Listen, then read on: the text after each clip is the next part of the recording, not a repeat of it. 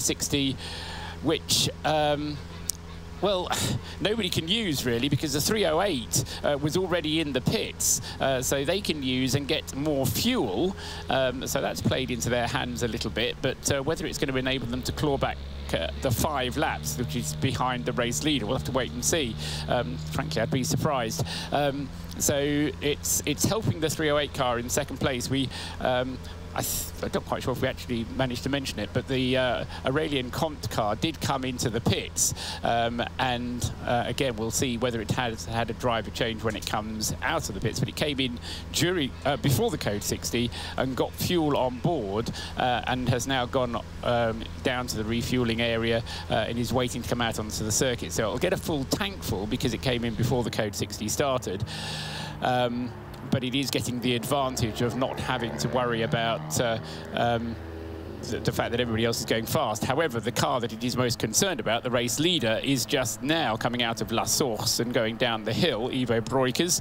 And so he, at that point, will be putting 6 laps back as the margin between the first two cars. We're still Code 60, but I would think, and unless we've damaged the barrier, of course. I think we have. Yeah, I think there'll be some barrier work done there. So it's going to be, you don't go off slowly at Blanchimont. Yeah, you don't. And as much as the car looked pretty much intact, it did look as though it was buried into the barrier, didn't it, Paul? So we're going to be Code 60 for a little while longer.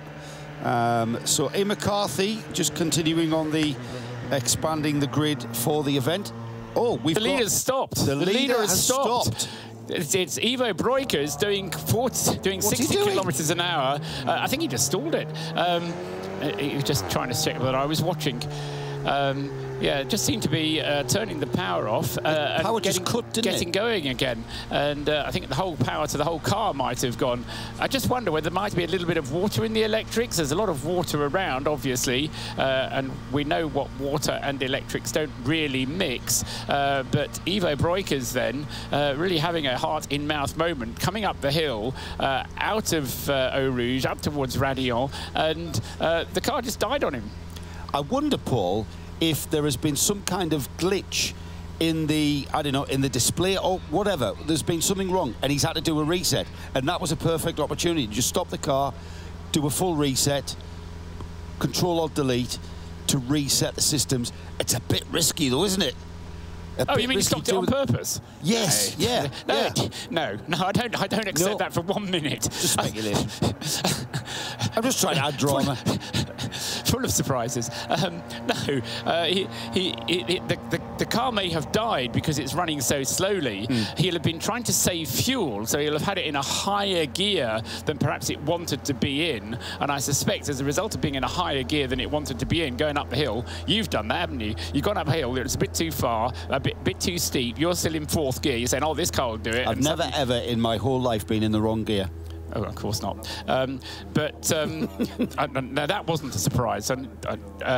But being in a wrong gear, fashion-wise, maybe, but never the wrong gear in a car. Right. Okay. So in that case, you are an ideal candidate for that team, and I suspect that's what happened anyway. We'll find out. Let me just give you a quick bit of good news, because the driver of the 125 car is out of it and is okay.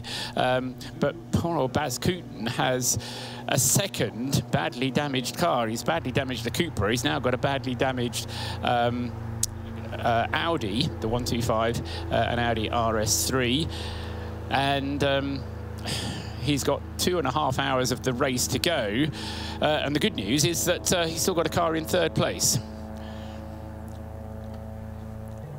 We've got Diana Binks, who's down in the Baz Kooten pit, just finding out what happened there. Di, the team is probably no more knowledgeable than any of us, having seen their car backwards into the barrier at Blanchimont.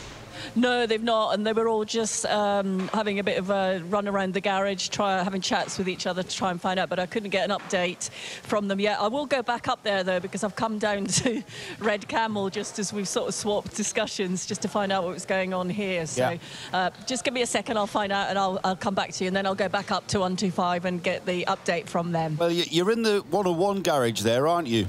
Yes, I am. And it takes the very smallest of excuses for you to go inside that inner tent area where they've got the heating on. I know what you're doing, Binksy.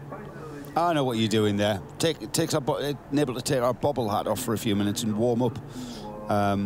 So while the 125, the Bascoot Audi, has made its way back onto pit lane, we've gone back to green, and that car has been cleared from Blanchimont, not very far for it to travel, just up the hill through the bus stop and into the pit lane.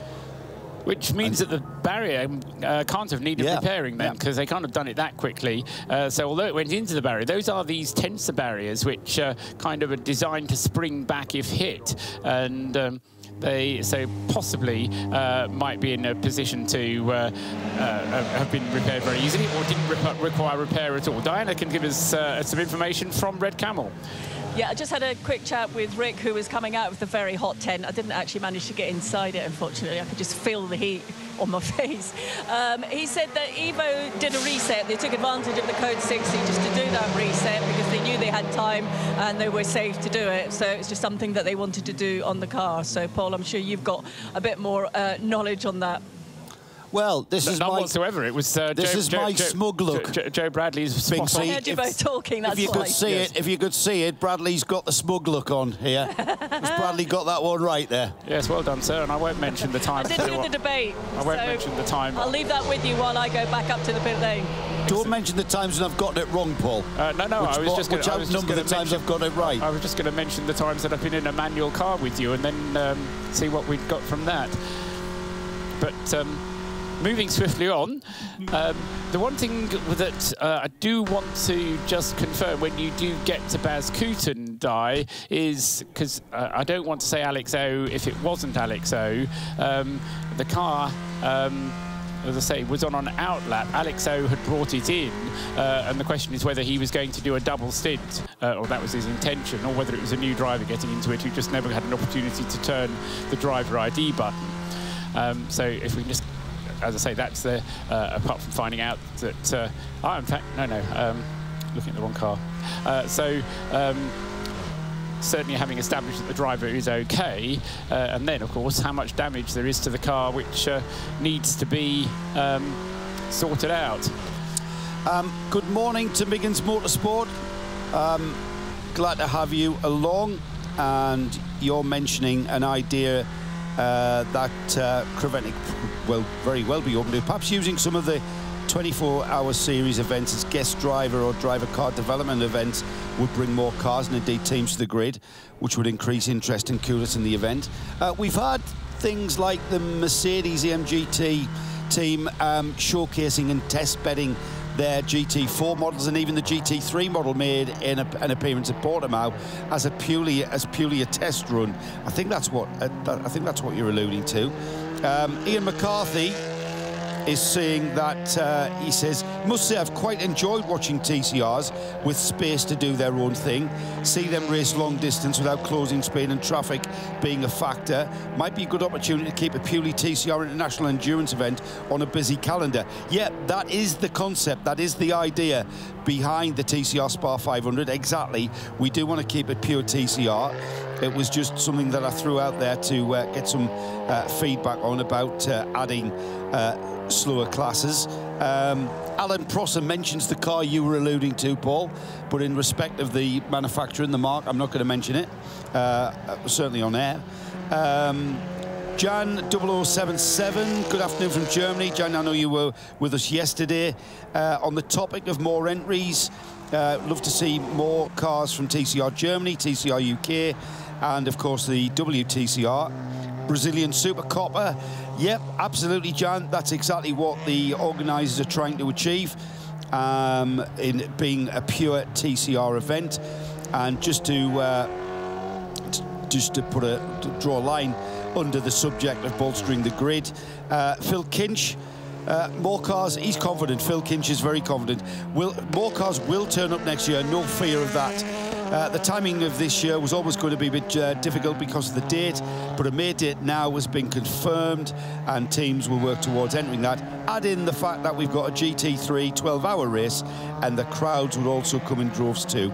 And I've got to be in agreement with that with regards to the event of next year, which is in 1st, 2nd and 3rd of May here at Spa. We've got the TCR SPA500 and the Spa 12 hours running at on the same weekend. So if you're going to treat yourself to a continental foray to a race meeting, I tell you what, value for money on the gate price for that event in May is has got to be worth a look.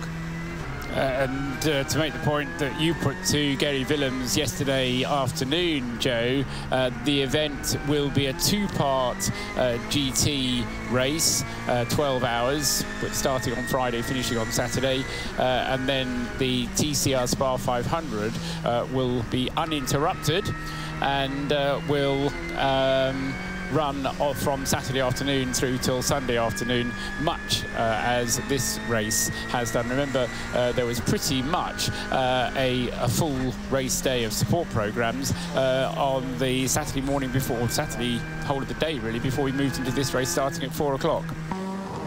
I'm down here at the Bascouton Racing garage. The 125 car did come back in on the trailer, and they've taken the car and they put it in the garage behind here, which is empty just because there's more room, but that is a definite, as you know, retirement. It was Alex O behind the wheel. Alex was in the garage, but they've taken him to the medical centre just for a check. He seemed fine, he was upstanding talking, but they want to be just sure.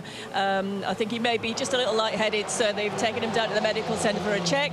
I'll keep across that and just find out what happens when he comes back and maybe get a chat with Bas when he comes back as well. Thanks very much, Diana. And yeah, so Diana is now going to go up and stand on a box and look over the fence as well, I suspect.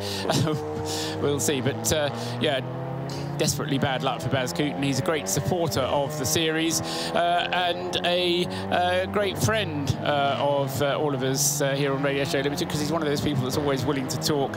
And he's also one of those people that some people you kind of find that when you talk to them that they can get a bit shady about what they tell you, whether but Baz completely open about everything that the team's doing, and unless he genuinely doesn't know, in which case he'll tell you, I don't know.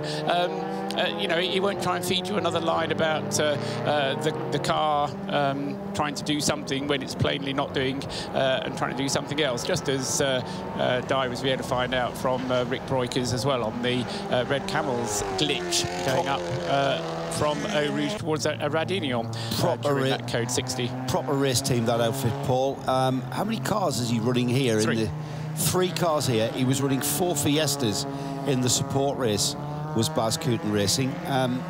Was a motorcycle mechanic in MotoGP. Was where he got his grounding, and now team principal at Bascouton Racing, and a stalwart of the 24H series in many guises.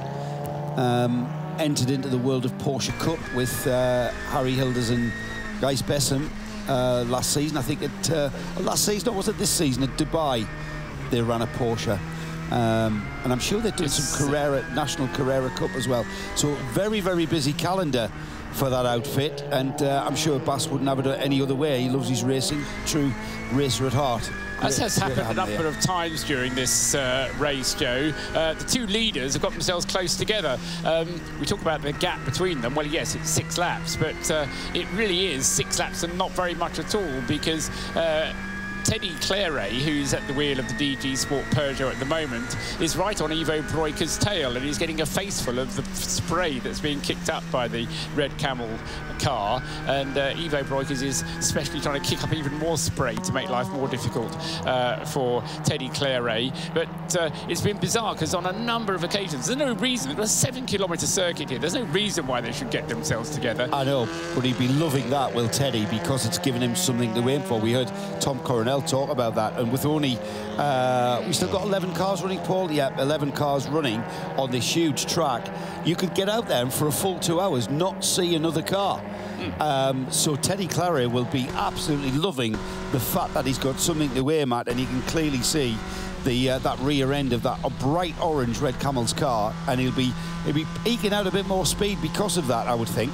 Yes, as I say, the other advantage that it gives you is that with a car up ahead of you and an uncertain amount of grip available, if the car up ahead of you suddenly starts having a moment, then you can sort of think, oh, it might be a bit slippery up there, and take avoiding action before you arrive on the scene. And earlier in the race, the tables were turned, and it was the Red Camel car that could see the Peugeot up ahead of it, and it was very much the boot being on the other foot. But this time, Teddy Claret then with Ivo Breukers in his sights, and I don't think it'll be very long before the Peugeot gets one of those 6 laps back from the Cupra, and when it does so, both of them have only one more pit stop to do in the race. So although it's slightly tight for the Peugeot, he should be able to manage to get to the end of the race on just one more pit stop. The Red Camel car will get to the end of the race with no trouble at all on one more pit stop. Miggins Motorsport asks a question that I'm really not sure about the answer, but I know people who are. He's asking how affordable is TCR compared to GT3, GT4 sports car racing. It's about competitive, affordable motorsport, isn't it? You know what?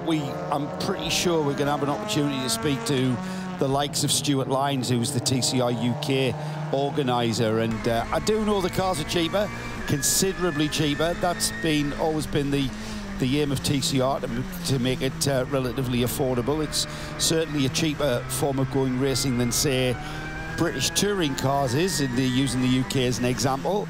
The cars are both cheaper and a lot cheaper to run. So my first punt at an answer to that question for you, Miggins, is TCR's a lot cheaper than running full-blown GT3 or even GT4 sports cars. But we'll try and get a kind of a more qualified answer over the course of the next 2 and a bit hours.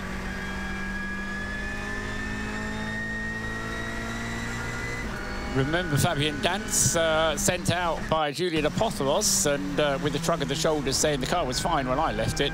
Well, Fabien Dance getting to grips with the number 65 car, sorry, the number 131 car, the Baz Kooten car. Fabien Dance not quite as quick as Apothelos, so Fabien having a good stint though, and again, that car is another one that can go a lot of the way, but not all the way to the end of the race without another stop.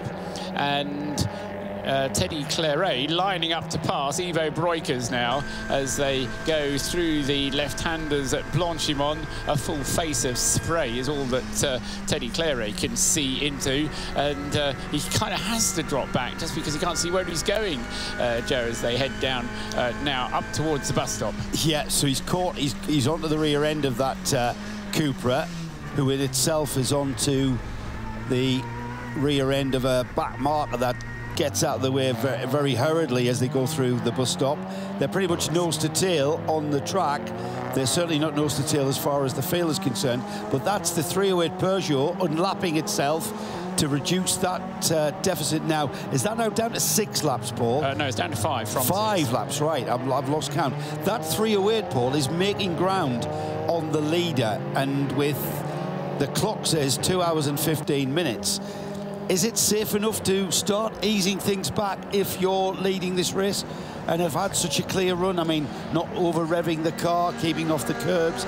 They are, in fact, keeping off the curbs. As I say that, Ivo Breukers goes all the way across the curb at Raidillon, but that's pretty much the standard line through there. I was going to say, you were talking about racing lines earlier on, wet or dry. Yeah.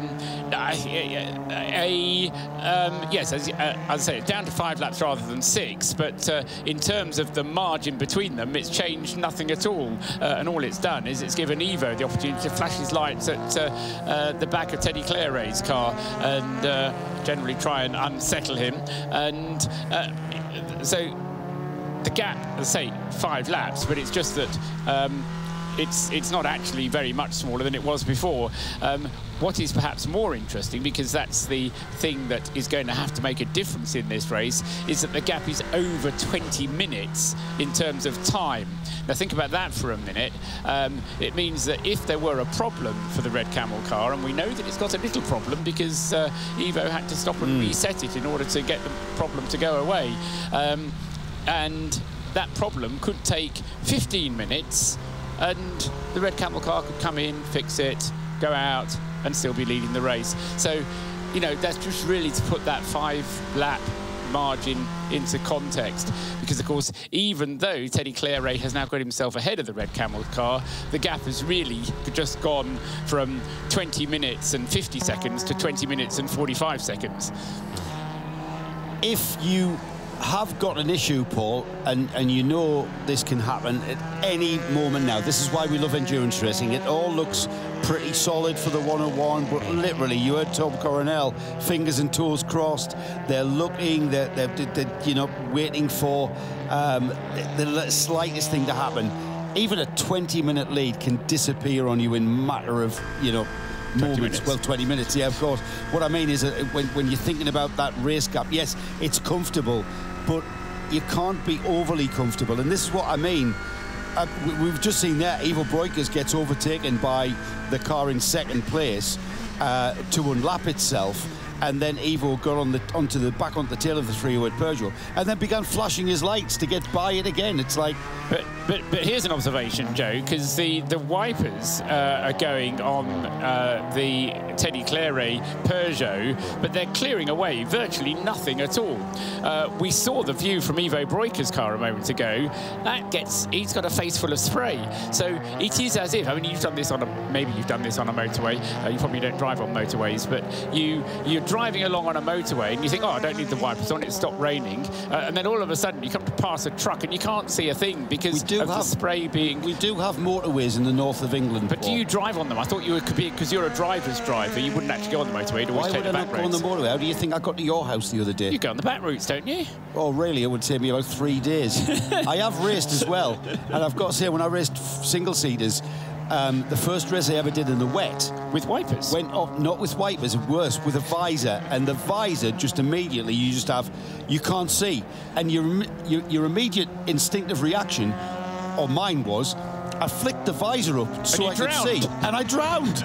It was like somebody being there with a bucket of water. The visor went up, bosh, went in the bucket of water. It was the most... And you have to really get used to that and staying calm. And it's a good analogy, it's a good example, Paul, when you go to overtake a big truck and for a few seconds you literally can't see, and it's quite a scary moment, isn't it? These guys are like that a few times this lap. Well, the point I'm trying to make is that it's drying out to the point where the wipers aren't actually clearing very much water. And the only water is the water that's on the road, the spray that's being kicked up. If we would have more than 12 cars circulating, then that spray would be kicking up more water, and it would be getting more water out of the way, and the track would be drying out more quickly. But as it is, the track is hardly drying out at all. Evo's just been overtaken again, more to the point, this time by Andy Yan. Given Andy Yan's experience, there's no harm in that. Regular in the TCR Asia Series and driver for the Teamwork Huff Motorsport car. That's the number 22 Audi RS3. And so the Cupra, which leads the race, has just been unlapped once by the Peugeot 308 TCR, and now for a second time by the Teamwork Huff Motorsport Audi RS3. So you were talking about staying calm, Joe, and that's exactly what Ivo Breukers is doing. But I just wonder, you know, you have to turn it off and turn it on again because it's not quite working properly, and then you end up doing it again. Is there perhaps a little problem that sneaked into that number 101 car, which all of a sudden Ivo Breukers is experiencing a little bit of a problem, and in order to just deal with it, he's staying out of the way and letting other cars past him rather than trying to push on at full pace? Now, our fantastic in-car cameras gives us the opportunity to be able to just check the dashboard of the 101 Red Camel's car, Paul. I've been looking to see if there's anything untoward. He's revving it towards 5.7. I noticed before we saw 6-3 going into Eau Rouge, just coming round La Source hairpin now and heading down the hill to Eau Rouge. We are in car with Ivo Breukers in 5th gear. 6,000, 6-3 was the change up into the first left-hander at Eau Rouge, up the hill towards Radion. Little bit of a slide there. Car goes virtually out of control, virtually. Ivo just had to go with it. He just had to let the car blend into the Radion curb line. Yep, he's revving it at 6-2, 6-3 before the change-up. So there's nothing evident or clear there as to whether or not the car's got a problem. I think, Paul, I think you're right. They're just taking it easy and just, the term is stroking at home, I think. Yes, I just wanted to suggest that having had a little problem, he might have not cleared it by doing the reset, and it might recur. As you said a moment ago, it doesn't take long for 20 minutes of an advantage to disappear, and that gap is coming down in terms of time. It's now, well, it's less than 20 minutes. It's more like just under 18 minutes. And the lap times at the same time are also improving. We're now regularly getting lap times under 3 minutes. We were regularly over 3. Did you hear me falling into the hole of saying it only takes 20 minutes to lose a 20-minute advantage? Because I did. I was falling. Getting back to the question of costs in comparison to GT3. A big thanks to GM Lippmann, a man who is more of an authority on this than I. He gives me the example of a GT3 car costing between 300,000 and 750,000 pounds or euros. Also pointed out not much difference these days. 24H running cost of 180 to 250,000, and a TCR costing 100,000. 24-hour running cost of 60,000 to 75. So considerable difference there. TCR being very, very attractive to come along and do these races. Damage as well. GT3 cars tend to be very expensive. Everything is carbon fibre. TCR's relatively cheap to run. Engine and gearbox, standard road parts, etc. He's also shed a bit of light because GM Lippmann has driven and raced the 101 Red Camel's car. He's telling me he thinks it's a bit of a gearbox issue. He's short shifting, or they are maybe saving fuel, or maybe an engine, or just stroking it home by short shifting. So what GM's telling me there is that they usually shift at a lot higher revs. 6.2, 6.3 is what I saw. Anyway, let's head down to the pits. We haven't heard from Binksy for a little while, and I know she's got somebody to talk to. Diana. I have been bouncing up and down the pit lane looking for people to talk to, and trying not to interrupt too many people having a little snooze, but I managed to catch Rob Huff. He wasn't sleeping at all. He was directing operations in the garage here. Rob, good to see you again. Not spoken to you since yesterday. How are things going for you and the team? Yeah, it seems like a week ago already, right? It's been, as you would expect from SPA500 race, just about the most challenging conditions that a racetrack can throw at you. And it's been a very difficult night. No doubt everyone's been struggling, for sure. We've managed to stay out of as much trouble as possible. Always difficult with the weather conditions, because the majority of the night was dry, but it threatened to rain a few times. We took the gamble with one car to keep it on slicks, and it definitely paid off. The other car we changed around a little bit. But the main aim was to stay out of the garage for as much as possible. We've obviously had time in the pits with both cars. We had quite a big crash in the middle of the night on the 22 car, which cost us about 46 minutes. But other than that, it's been going pretty well, to be fair. We're trundling on. We've got in Pro-Am class P3 and P4, and I think 8th and 10th overall, something like that. So, you know, I really couldn't have asked for much more from my drivers. They've never been here before. They've never, half of them have never driven in the dark before, and certainly not driven at Spa in the dark and wet before. So, you know, they've done a great job. They've enjoyed themselves. And what have we got? Sort of 2 hours left now. So, yeah, last drivers are in both cars, and I think we've got to do a bit of a splash and dash to fill up for the end. But other than that, couldn't really have asked for too much more. Massive learning curve for everyone. Have you enjoyed the experience? We talked yesterday about, obviously, you know, driver transition to management, watching from the sidelines, but obviously having to take control and deal with situations when they evolve. We saw, for instance, last night when the 852, I think, came in, they had an issue. But obviously you've got to remain calm, in control, sort out the situation, get the car back on track as soon as possible. And it looked like you were doing a sterling job. Yeah, trying, you know.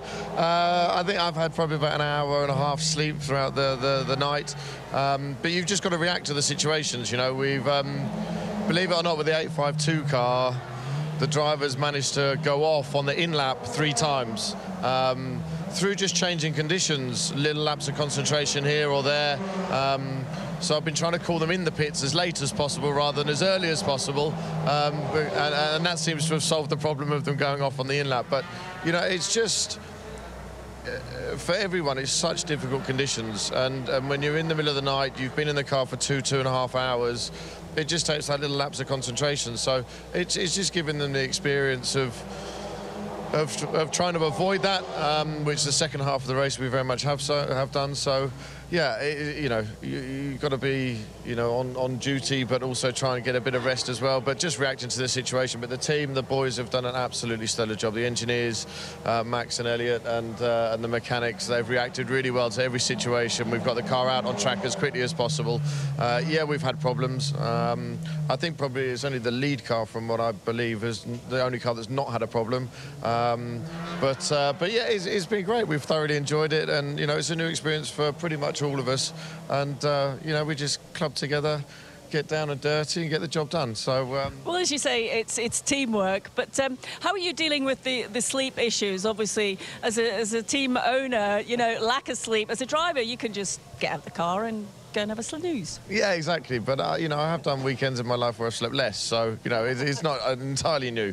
But you know, it is difficult for sure. But it's amazing how the human body works and reacts to those situations. You know, and you know, through the experience of driving, you over a weekend you have to turn on and off, and you know, you sort of save the energy and the enthusiasm for when it's needed, and there's no doubt, like I say, everyone in the team has done a great job and really reacted well to every situation. You know, 1 minute the guys are snoring and asleep, and within 10 seconds they're bouncing up and getting the guns out and getting new wheels and driver changes done in 25-30 seconds. So very proud of everyone involved. Well, it all comes from the top, doesn't it? If you look at all your drivers and chat to your drivers when they've got out of the car, is there anything that surprised you by the feedback that they've given you? Is there anything that surprised them? I think just, you know, how every lap is different. You know, from the driver's point of view to drive this circuit, you know, it is an iconic circuit. You know, we always talk about it as an iconic circuit, but there is something very beautifully tricky and difficult about Spa, and they've experienced that for the first time. And you know, these guys, they love motorsport. They stopped off karting on the way here when they landed in Germany. They're going to Nürburgring tomorrow for a track day. If you go in the truck, they're completely dead, but the enthusiasm just reigns on, and it's just a lovely thing to see. You know, for me as a team owner, it's lovely to be able to give them that experience, and also as their sort of driver coach, mentor, and for me and Alex obviously being business partners. You know, it's lovely to experience those things together, and for me to give my experiences to them, and to see the way they've reacted, and it's the stories that will go on forever about this weekend, that we will hold together and chat about for many years to come. This is the first TCR 500, or 23 hours, however it all evolves. I think it's going to be just over 23 hours here. Everyone's saying how much they're enjoying this event and looking forward to coming back. So it leads me to ask you, you've got so many guys and cars here. How are you going to help spread the word and get more people to come along? I think the main reason everyone's looking forward to coming back is because it's in May, so it should be full sun for the weekend. And Spa in the sun is beautiful, we know that. But, you know, it's my first event as a team owner in the Creventic series. And, you know, I've raced in Creventic before in the Dubai 24-hour with All Lincoln in 2004. We finished second in the SLS, and a few others as well. So, you know, the organisers do a grand job. You know, you can't fault their they're hugely professional, but at the same time very sympathetic towards situations and so on. So it's up and down, you know. We've got obviously Tom and Beppe and other drivers that I know very well. So everywhere you go, everyone's smiling, everyone's having a good time, and ultimately that's why everyone's here, for the love and passion of motorsport and for driving. So to be a part of that for me is something very special. And of course, you know, we will look at the events for next year and ones later on this year, and see what our guys want to come and do. But you know, for me, it's been a fantastic weekend. I will only ever speak very highly of this event, and again, it's a great memory that will last forever with me as my first event as a team owner. And I don't want to say about having 2 cars finish the race yet, but we've done everything we can, and everything's looking, should I say, okay so far. Thank you, Rob. I don't want to jinx it. No, I know. I was just trying to avoid that sort of part of it. Yeah, there's still time to go, but up to this point, really positive. Great to chat to you, and fantastic to see the guys all enjoying it and doing so well. Thanks ever so much. It's been fabulous. So fingers crossed. Cheers. Thank you, Di. Rob Huff there, team principal from the Teamwork Huff Motorsport team, running 2 Audis here, and unlike when Rob is, whose day job is a World Championship race driver, having to stay awake for the duration of this race has probably been a new experience. But I do think Rob's got kids, so he'll know exactly what sleep deprivation is. We've just ticked by the top of the hour. 1 p.m. is the time here in Belgium, and with 2 hours of this race remaining, we've completed 418 laps, and the leader, it's been pretty much the way for the whole duration of this TCR SPA500. Red Camel's Jordan leads. They've got a 6-lap advantage on the DG Sport competition. We believe that's down to 5 laps when the timer screens update. So the number 3 weight in 2nd place. Top Car Sport with Bascoot Cooper, car 30, 131, is in 3rd place. And they are our top 3 Pro Class runners. First in Pro-Am, 4th overall, Viper Nisa Cupra, car 65, AC Motorsport. 2nd in the Pro-Am class, it's the Audi number 8 in 5th. 6th place is the first of our AM runners, Burton Racing's Peugeot, car 46. 2nd in AM and 7th overall is car 110. That's the Volkswagen Golf of Lestrup Racing Team.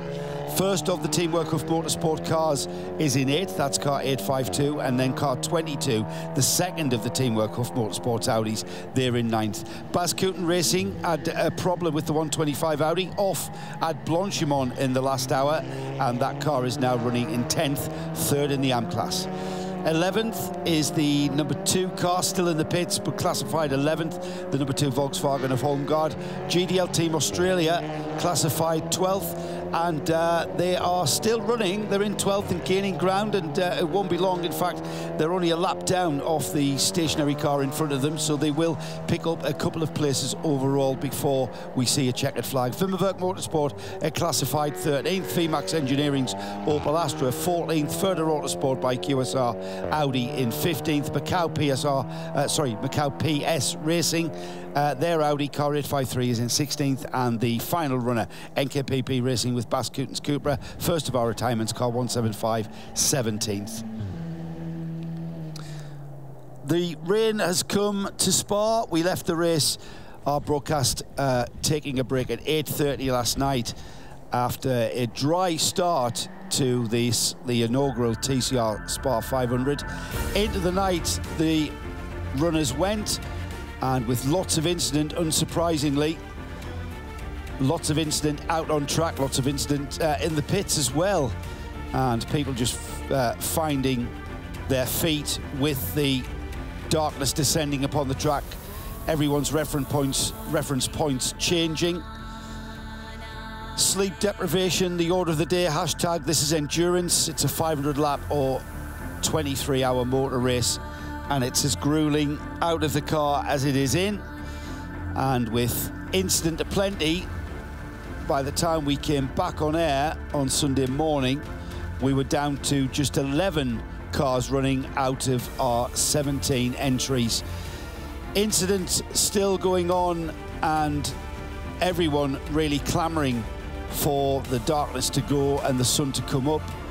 When the sun did come up, though, it brought with them the weather.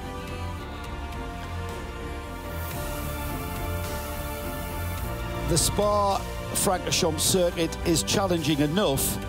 Add water, which is, there is every chance, October in the Ardennes, and the weather came with a vengeance, with torrential rain, making everybody's life more difficult. But I've got to say, the people who've got their heads around the conditions and the race are indeed the Red Camel Jordan Cupra continues to lead. Ivo Breukers at the wheel of our leader, and we are suspecting that the car is just being eased home now. We're inside the final 2 hours, and the question on everybody's lips at the moment is the kind of way that people are taking to getting the best out of their cars here at Spa, and the question of track limits has always been one, and the certain parts of the Spa circuit being perhaps a little bit stretched. Top of Raidillon, for instance, is where people just have to really go where the car wants to go. There's no point in fighting it. We've seen a number of cars exceeding track limits, and the regulations say 2 wheels of the car must always remain in contact with the track and the white line. Advantage gained by not respecting the track limits will be penalised, especially at turn 1, which is La Source, turn 3, Raidillon, which is where we've just had a bit of a study, and then 17 and 19, which is Stavelot, Campus Stavelot and Paul Frere. The problem with Raidillon is, of course, that when you are absolutely on the giddy edge of grip and the limit of the car's adherence to the track, it's not just a case of turning the steering wheel and deviating. The car is in a state of unbalance, and really, as a driver, you've just got to kind of let the car breathe and go where it wants. And if that seems to be going off track, I think Paul, I don't see, or I haven't noticed many people being pinged for track limits at Raidillon, and personally I think that's sensible considering the conditions. We don't want to put pressure on people to try and stop their car using that extra track at Raidillon, because that, I think, brings problems with cars going out of control and spinning off. Yeah, I mean, the first time I came to Spa, and I have to admit it wasn't 1924, but the barrier at the Eau Rouge was much further, or much closer to the circuit. But we got the leader into the pits. This is Ivo Breukers getting out of the car and handing over to Tom Coronel. Diana Binks is there. Yes, you're absolutely right. The car is into the pits. Tom Coronel is jumping in. He's just, well, Ivo's just sorting his belts out while he's just got behind the wheel. They've changed the front 2 wet tyres, and they're just making some adjustments inside the car. Doesn't look anything major to worry about. They're just about to drop the car down, so that was a very slick, smooth pit stop, as we've come to expect by Red Camel Racing. Drop the car down, off he goes. Well, the problem is there's an hour and 51 minutes still to go, Diana, and with the best win in the world, I think even Red Camel are going to struggle to do an hour and 51 minutes on a tank full of fuel. So I was saying, they would be able to get to the end of the race with one more stop. Well, they could have done, but they've come in now, and now they won't be able to get to the end of the race with one more stop. So, and Tom Coronel, having only got out of the car.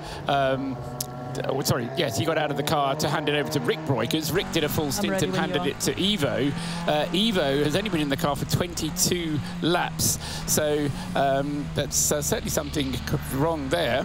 Let's get down to Diana. Diana's with Ivo Breukers, who's just got out of the 101. The question I would like to ask Ivo, Di, you're in a position to, was what was going on with that, stopping the car out on track? What was that all about?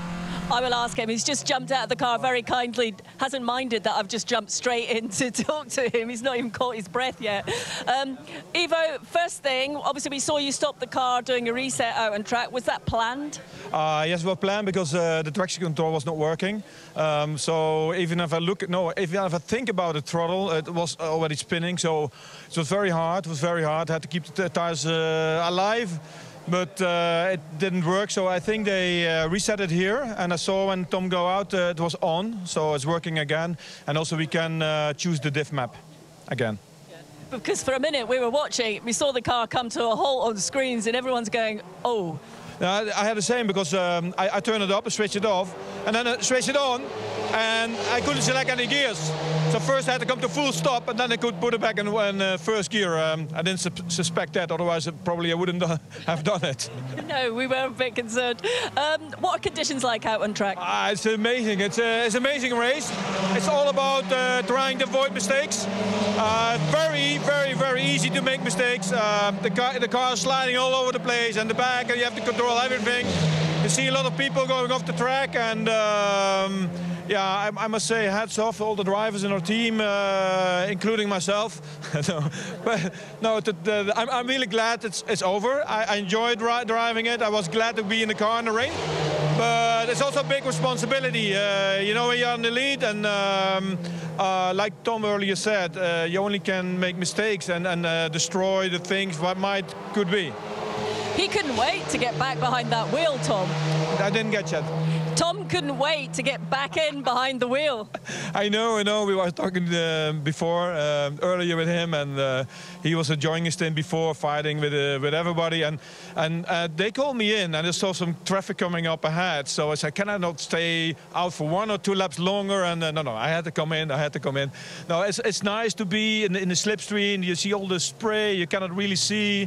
You have to think how he's doing. You ask who's in the car. That's also important. Who's in the car? You handle things differently if you know who it is, and yeah, I really had a big time, a great time, and I'm really proud of our team, our Red Camera Jonas team.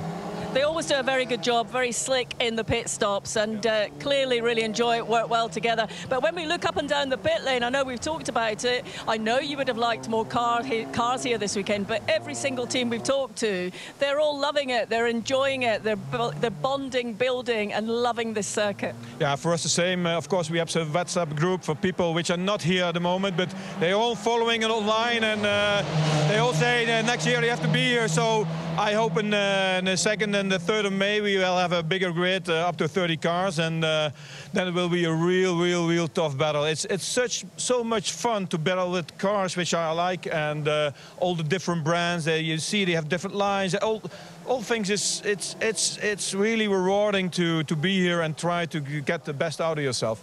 And the atmosphere now is building again, because we're in the final stages of the race. As we know with endurance racing, you know, got to be alert, keep the fatigue levels down, and still be on it. Yeah, it's true. We have to be careful with the car. So we are pushing at the limit. It's something which is inside yourself, but always with a certain margin, because you know we can make errors. There can be a technical issue, although in the rain. But anyway, it's difficult, and we have to keep our heads clear and focus on the target. I'll let you get some rest. Thanks, Ivo. Thank you, Dan. I tell you what, that man has really impressed me. I mean, by his own admission, he's not as quick as his son Rick, who's a complete hotshot of a driver and has come on massively. Tom Coronel goes without saying, and Pepe Oriola. But I tell you what, he's held his own as Ivo Breukers in that car, and he's contributed massively to where that car is. And it's, fingers crossed, touch wood, all of that, you know, they've kind of pretty much dominated. There isn't another word for it. They've dominated. All right, they weren't on the pole position, but from the very outset, they got into the lead of this race very, very early on, and have just dominated. The gap, Paul, that they have at the moment is that 4 or 5 laps. That'll be down to 4 laps. Down to 4 laps now with the pit stop. And of course, that's now handed the advantage back to the Peugeot, because both of them now have only one more stop to make, unless Tom Coronel is planning to manufacture some fuel in that car whilst he's up there. But just going back to that interview with Ivo, there's one thing which I just have to say, because there'll be listeners out there thinking the same thing. You know, if you had a car that you had to stop and reset and then get going again, would you do it just before the steepest part of the circuit, or would you do it perhaps one bit of the circuit that you know is downhill and gives you an opportunity to kind of, if something does go wrong, just bump start it? I think there's something else going on. I love Ivo to bits. You mean the choice of where to stop wasn't his? Absolutely. The car made the choice. Absolutely. Yeah. Because either that or Ivo is a lot more stupid than I think he is. And we know that isn't the case. And we know that isn't the case.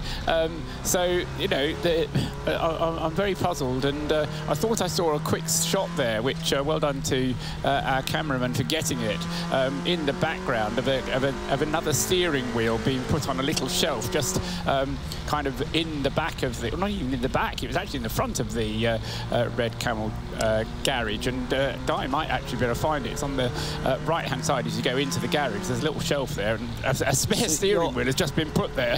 That's interesting, Paul, because that's something that you wouldn't bring out into the open unless you were preparing it or placing it in readiness. Now, what our brilliant 0221 onboards are bringing us is insight into the cockpit of that 101 Cupra.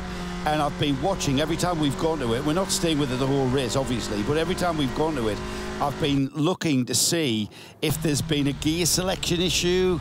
And I've got to say, with Ivo and now Tom Coronel at the wheel, every time he's gone to click the gear up or down, it's reacted perfectly. And I'm you know, we can speculate, we can build drama. That's what we're doing. We've got an hour and 3/4 to go. We've got a lead of 4 laps. It was 6 laps. You know, we all know how dramatic endurance races can be towards the end. And you said to me when nobody was listening, we had the microphones turned off, this car has had a faultless race. Up until now, it has. But, you know, it was your chum, J.M. Littman, who said that he was possibly having a gearbox problem, maybe a shifting problem.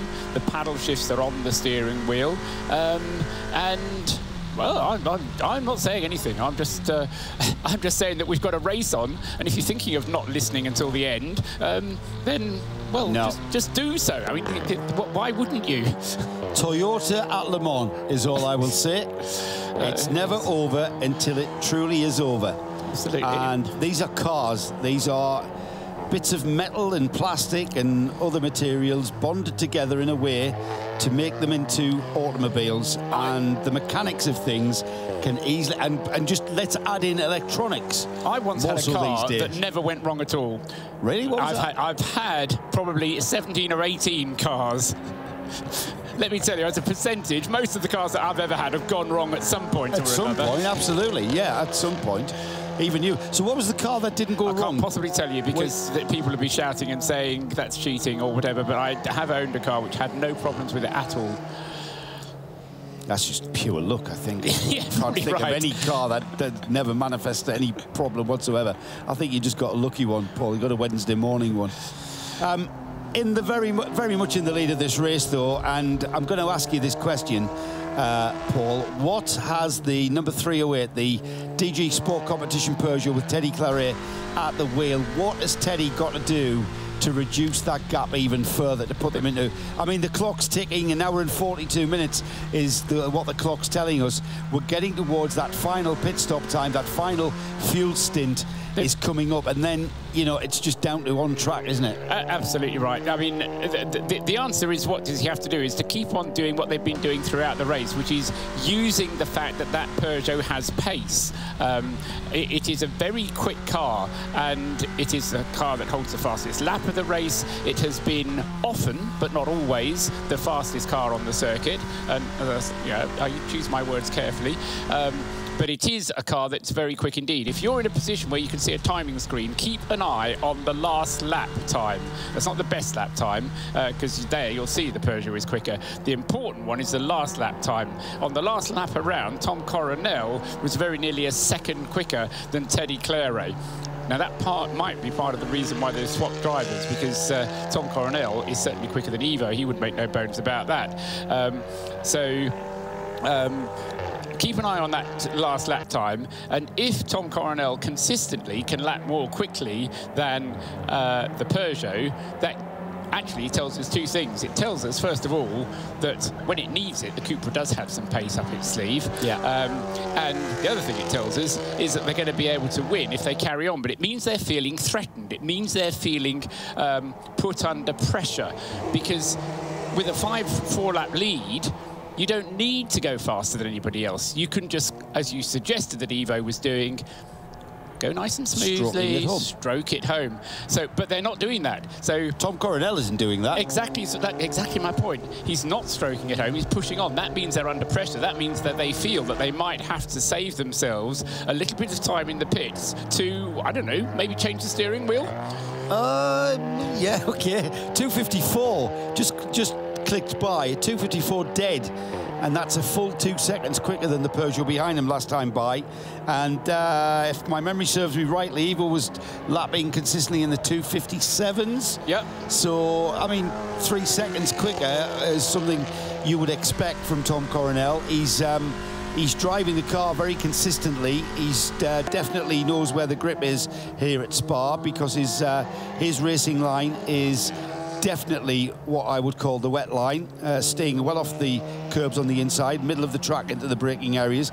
And Tom is on the limit of the car's grip. Every time he applies the brake, every time he applies the steering, it makes the car unbalanced underneath him. For instance, on the brakes there into Lecombe, the rear end of the car squirreling, that's a technical term, squirreling left and right. He turns in, the car drifts, the grip, scrabbling for grip to get the car to turn in, rear end coming round. Every part of this track, that car is moving around underneath Tom Coronel, and he's got the ability and the skill and experience to be able to control that. Hence, that's why he's going quicker. He's maybe not tearing the car up doing that time, but he's certainly using the car to its absolute limit. And as I say, what's significant is the fact that he feels that he has to. That's the point you were making, isn't it? Why is there a need? Maybe he only has one speed. Yeah, well, there is that as well. He's kind of admitted to being an adrenaline junkie. He needs the buzz of the competition. What are we doing this weekend? Well, racing somewhere. Right, let's go. What are we doing next weekend? We're racing somewhere else. Weekend after that. What was Tom Coronel doing yesterday? Why did he not do practice? Because he was doing something else. He racing was on something television. else. He was racing. Talking about racing. And then he was talking about racing. Yeah. Teddy Claret just coming across the line now. What's his lap time going to be on that lap time? A 2:55.8, so he's 1.8 a second slower again. So this is, as I say, a story of a gap that is already over 15 minutes in terms of time, being pushed up by just a little second here and a little couple of seconds there. And I think it's going to be fascinating this last few, 97 minutes we've got of this race. We've got a fairly close battle as well behind in the Pro-Am class, trying to keep an eye on that one at the same time. 2 laps separating Melvin Moe in the Viper Nisa Racing Coupe, number 65, from Vincent Radebecker in the AC Motorsport Audi. Vincent's been at that wheel for an awful lot of this race, I reckon, in the AC Motorsport car, number 8. Stefan Perrin drove it yesterday, so did Stuart Lyons, but a lot of the driving today has been shared between Mathieu Detry and Vincent Radebecker. And it has been, I mean, actually, that was going to say, when you were going through the highlights, the only good bit of news I could give you about the weather that I didn't really mention when we were doing a little rundown overnight. The weather was predicted to start raining at about 4 or 5 o'clock in the morning, but I think it was Rob Huff said, it didn't actually start raining properly until about 8 or 9 o'clock in the morning, and that at least meant that it was daylight. I was going to say the sun came up. The sun didn't come up, it just got a bit brighter. But at least when the rain started, it had already got a bit brighter, so we didn't have that situation during the race of dark and wet combined. We only had either dark, and then once it had got light, we got the rain coming down. So it could have been worse in terms of the weather, but it certainly has added dimension to the closing stages of this race. It's totally what we expected, Paul, coming here. If you came here to run a car in a race in October at Spa, you would ensure that you had plenty of wet tyres, and your crew and your guys had plenty of wet weather gear to keep the weather off them, because it's pretty standard weather, October at Spa. Yeah, you might get the odd day where it's fine and no rain at all, but it is going to be chilly. It was 15 degrees last week. That wasn't so chilly. That was quite mild. and quite pleasant. We've barely got into double figures this weekend. Yeah, but we have, yeah, it dropped right off, didn't it, as we came here? It was, I think it was 7 degrees overnight, and I haven't seen the thermometer on the Uniworld Tower say any more than 10 degrees the whole weekend.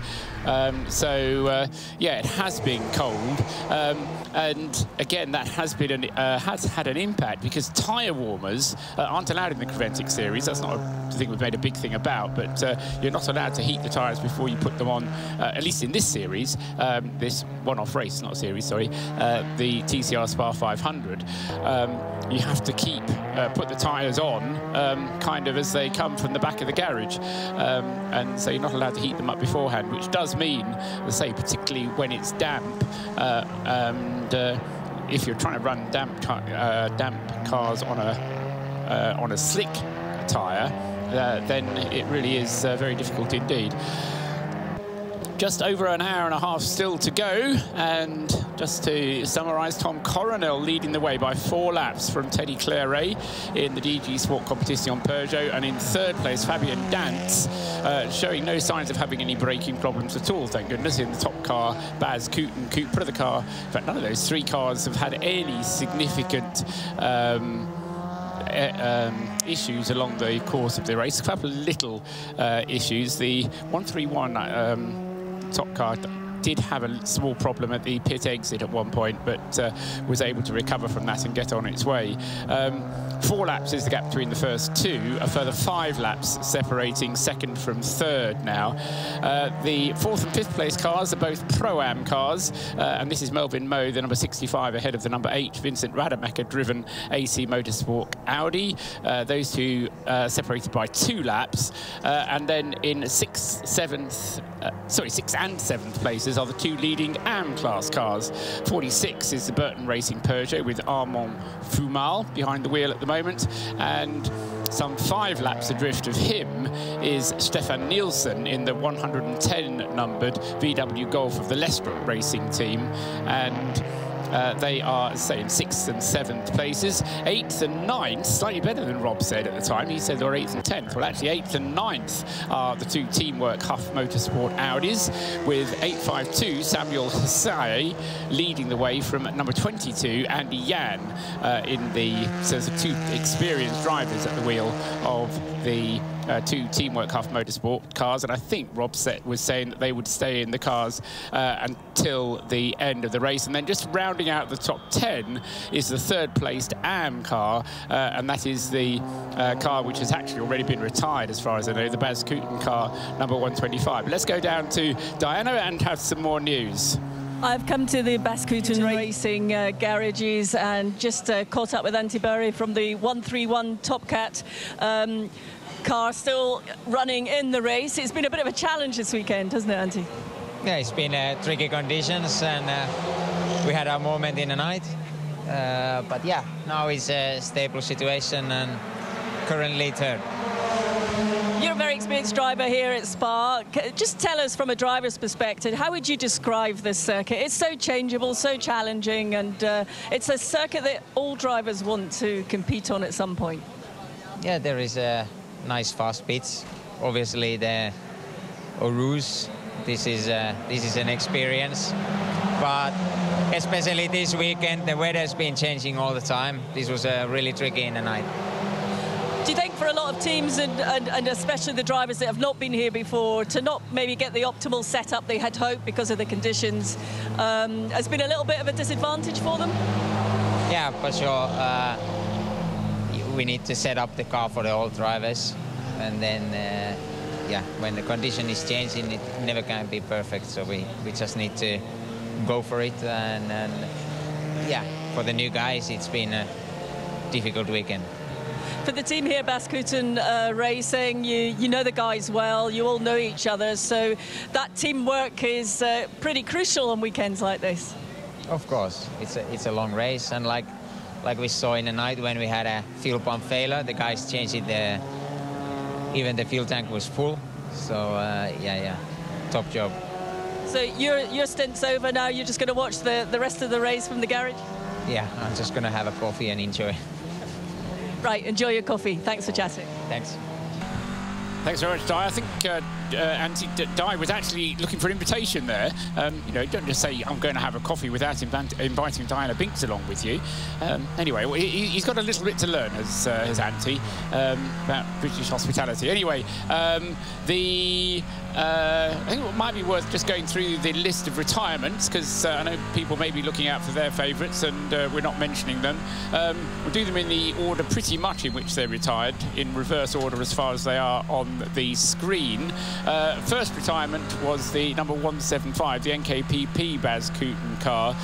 Harry Hilders was the only driver to actually get behind the wheel of that. He had a stint and was in his second. The second stint of a double, when he had a rather large accident at Eau Rouge and ended up hitting the barriers on the right-hand side and doing quite a bit of damage to the car. So he was out on the spot, and sadly that meant that we didn't get to see either Gijs Bessen, the other amateur driver in that car, or either of the two pro or semi-pro drivers, Christian Frankenhout and Jaap van Lagen. Got to talk to Jaap van Lagen on the grid, and also they had the pleasure of having Jaap van Lagen set the pole position time for that car. But sadly, as I say, once Harry Hilders was finished for it, Bas Kooten wasn't able to do anything. Even Bas Kooten wasn't able to get the car racing again. So that was our first retirement. The second retirement, although it took them a long time to admit it, is the Macau PS racing car, number 853, the car driven by the 5 Macau drivers, Cam Sam Lam, Louis Ng, Kelvin Wong, Ryan Wong and Felipe Souza, the driving lineup. And say that car was also involved in an accident on the far side of the circuit, coming out of the trying to think where it was. I think it was at Blanchimont. I can't remember. I'll try and look that one up. But that car involved in an accident. They were going to repair it. It took a long time, as I say, trying to decide how they were going to repair it. But eventually, nobody could come up with a good idea, and it never really showed up again. The number 54 car, the Ferda Autosport by QSR Racing Audi RS3, entered by the QSR, staffed by people from the QSR Racing School team, and entered by Ferda Autosport, and staffed by Lance Bergstein, John Miller, Chris Allen and Romana Lagerman. The 4 of them all having a go behind. Actually, I'm not sure that Lance ever got behind the wheel of the car, but certainly 3 of them had a go, and eventually the car had an accident out on the circuit, and it wasn't able to be repaired, so that was a retirement. Charles Espenlaub at the wheel of the VMAX Racing Opel Astra, the car that he was sharing with Charlie Putman, Stephen Cho and Ward Sloyce. They had an accident at Eau Rouge, and a potentially very awkward one it was indeed, because Charles Espenlaub trying to get up on the inside of another car, in fact it was the 125 Bas Kooten car, as they went down into Eau Rouge, thought that the driver had seen him. He hadn't, so the two collided and ended up turfing Charles Espenlaub into a fairly hefty accident, which involved the rear wing being thrown off, the tailgate of the car being thrown out, the rear window being thrown out, various damage done to the back of the car around the exhaust, which eventually rubbed against the tyre and eventually caused the car to catch fire. Now, of course, because of the car, the other car, the Bas Kooten car, was off the circuit. The race director decided to call a code 60 pretty quickly. And Charles Espenlaub didn't really want to go at 60 kilometres an hour because his car was on fire, so he got a bit of a wrapping of the knuckles for that. And they also got a bit of a wrapping on the knuckles for their involvement in the incident. It was described as, I'm just going to look it up, irresponsible overtaking with collision as a result. And as a result of that, they got penalised 40 seconds. But the car that they were involved with, the 125 Bas Kooten car, was also penalised, and I did rather like that. And he was penalised 30 seconds for causing an avoidable collision. So it was kind of, one was at fault for causing the collision, and the other one was at fault for putting his car in a position where it caused an avoidable collision. Anyway, it did mean that the 85 car ended up retiring. Fortunately, from Bas Kooten's point of view, the 125 car was able to continue. However, since then, it's had another accident, and that one has caused too much damage. I assume it's caused too much damage. I don't think we're going to be seeing the 125 car out again. Certainly, I'd be very surprised if we did.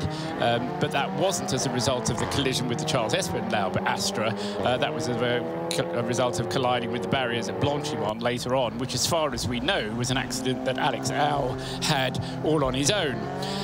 The other car, which is probably going to end up being a retirement... Oh, no, sorry, I will talk about the Wimmerwerk car first, because Peter Gross in the Wimmerwerk car number 33, that Cupra hit the barriers at turn 9, which is a speaker's corner, the left-hander after rivage, and that's the number 33 car. As a result of that accident, Peter Gross and the Wimmerwerk Motorsport car was retired from the race. So those are the 6, 3, 4, 5, 6, yeah, 6, possibly 7 retirements, with the question mark being over what's going to happen at Homeguard Motorsport, because that car has been into the pits for an awfully long time, and I got the impression that when Diana spoke to Rowan Shepherd, one of the drivers of the car, they weren't terribly hopeful of getting the car back out again, but they were going to stay to the end anyway, and because of the way Creventic regulations work, there is no need to go out and take the checkered flag. If they've completed 60% of the distance completed by the leading car, then they will get classified anyway. And if we just do a quick sum of what that might be... Justin's got his calculator out. It's 380, I can work it out in my head. 384 laps will have to be completed by the number 2 car, and he's only done 319, so they're going to be a bit short, I reckon, of the classification minimum, as is the car which isn't a retirement, because it's still going round. This is the Australian car, which is going through Eau Rouge at the moment. The Australian Audi RS3, entered by GDL Racing, but say staffed by some very enthusiastic Australians and a Kiwi. Clint Harvey is currently at the wheel of it, and they've worked their socks off, all of them in that team. If there was a mechanics award, then it would certainly go to the GDL Team Australia. But they are going to struggle to get to 60%, so long did they spend in the pits. But great to see that car here, and I tell you, apart from the fact that it spent all that time in the pits, it's now running as strongly as a horse. It's not going to deter them to keep going round, though, Paul. Oh, absolutely. It's all about getting the car to the finish. If you've come from Australia, then you don't just go home again. I think they were some of the drivers as well who visited the Nürburgring recently as well and had a race there, so they've got good value for their airfares. Just in the fueling area at the moment is the number 8 AC Motorsport Audi. Vincent Rademacher got out of the car. And in fact, we can talk to Vincent Rademacher right now, because Di's with him now. Binksy. Just grabbed Vincent as he jumped out of the car, so just getting a moment to catch your breath, Vincent. How was the conditions on track for you? Yeah, I did a double stint on the same tire, so the last hour was a bit difficult on the front tires. And so it was not really enjoyable, that last hour, with a lot of understeer, difficult to stop the car for braking, I mean. And pretty physical, hard work, especially with the conditions. The condition is really good for the physical, because when it's wet, it's less physical need into the car. But the position in the car for 3 hours without moving and staying in the same angle, for example, for the knee, it's when you jump out of the car, you think it's no knee anymore. But it's like that. It's a sport. It's a real sport. It's not only pushing on the gas and braking. So, but I think it was good on strategic to gain position, because now I think we do this last in with Mathieu, and he will finish the race. So I think it was a good move to do that. Yeah. Obviously, still got a bit of time to go, as we know. Obviously, but the car itself, it seems to, you've not had too many issues during the night. You feel that you've got a good balance in the car? Yeah, we struggled in the beginning of the weekend because of a new car. It was a different car than we used before. So we have to adapt everything, and it came better and better and better. And now the car was okay. Not perfect, but okay. Yeah, really nice. In every condition. In the dry, it was already nice yesterday. At the start, I can follow the battle of the tree front of me quite easily. And now in the wet, when the tire was okay, it was a good car, yeah. And of course, when the tire is finished, it's not possible to drive anymore. Vincent, you've been to the circuit many times here at Spa. Oh, you haven't? You're teasing me. how would you describe it from a driver's perspective? We've asked a number of drivers how they would describe the circuit. It's been quite interesting. You get some varying opinions, but I may be too often on this track to really like it as much as other track, for example. I really love track in England, for example, because there's still an old school track, or the Northlife or close to here. And yeah, I don't really like track where you can go off and have no penalty. It served me today because I have acquired some off, and if it was gravel trap, I was already in the gravel. But yeah, I like to have a track that's make a punishment on a mistake from the driver. But it's Formula One standard. But otherwise, yeah, of course, it's a beautiful track. My first race here was in 1990, so I know this place quite well. Well, Vincent, look, appreciate you having a chat with us. We'll let you get a bit of a break now and watch the end of the race. Many thanks. Thank you. Thank you. Thank you, Di. Be careful what you wish for, Vincent. We've been allowing some element of slack when it comes to track limits, considering the conditions. We mention the term balance all the time to drivers, and we use that term and we get a bit complacent. And for any of our listeners or viewers that are maybe wondering what we mean by balance when we talk, we're not talking about how well he stands up. We talk about jumping out of cars. It's not about how well you stand up. We're talking about balance of the car. And basically, what we're talking about is the level of grip we have between the front and the back. So if you have the front end of the car gripping better than the rear end, or gripping more than the rear end, then the rear end of the car is going to slide around. And that becomes very tricky indeed. If you've got too much grip in the rear, or more grip in the rear than you have in the front, then the car is going to not turn when you turn the steering wheel. It's going to what's called understeer. And when we talk about balance, it's basically achieving a good balance between front and rear grip so that you have quite a neutral balance. Now, just to add a bit more complexity to front-wheel drive cars, what you try and engineer into the car is just enough grip in the rear that the rear end begins to slide slightly to make the rear end of the car come round and kind of steer the car for you. That way, you're not getting all of the steering, or the change of direction, I should say, from the front wheels.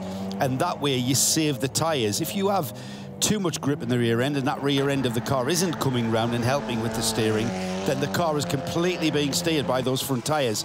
So you're driving the car through the front wheels and you're steering the car through the front wheels, and it becomes too much for the front tyres, and that's where you wear out your rear tyres.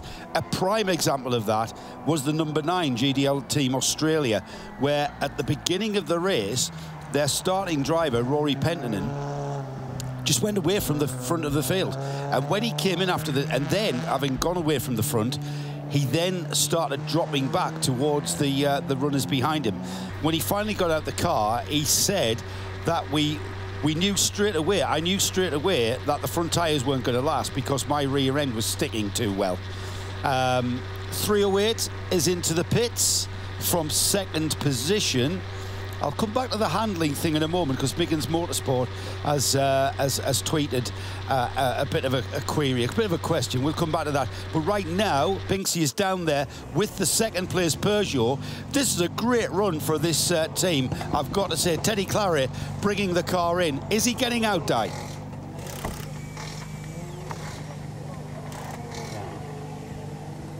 With Armand Fomel at the moment from the Burton Racing team. So I'll have a chat, Armando, with you in 1 second. We're just watching this pit stop here with the 308 Peugeot. I've not actually seen a driver jump out of the car as yet, but they are changing tyres, cleaning the windscreen, and it looks like they're just going to drop the car back down and go out. I'll check on the driver's status, but I've not seen the driver, but I did have my back to the car, unfortunately, when they came in. So, Armand, back to you, Burton Racing, number 46.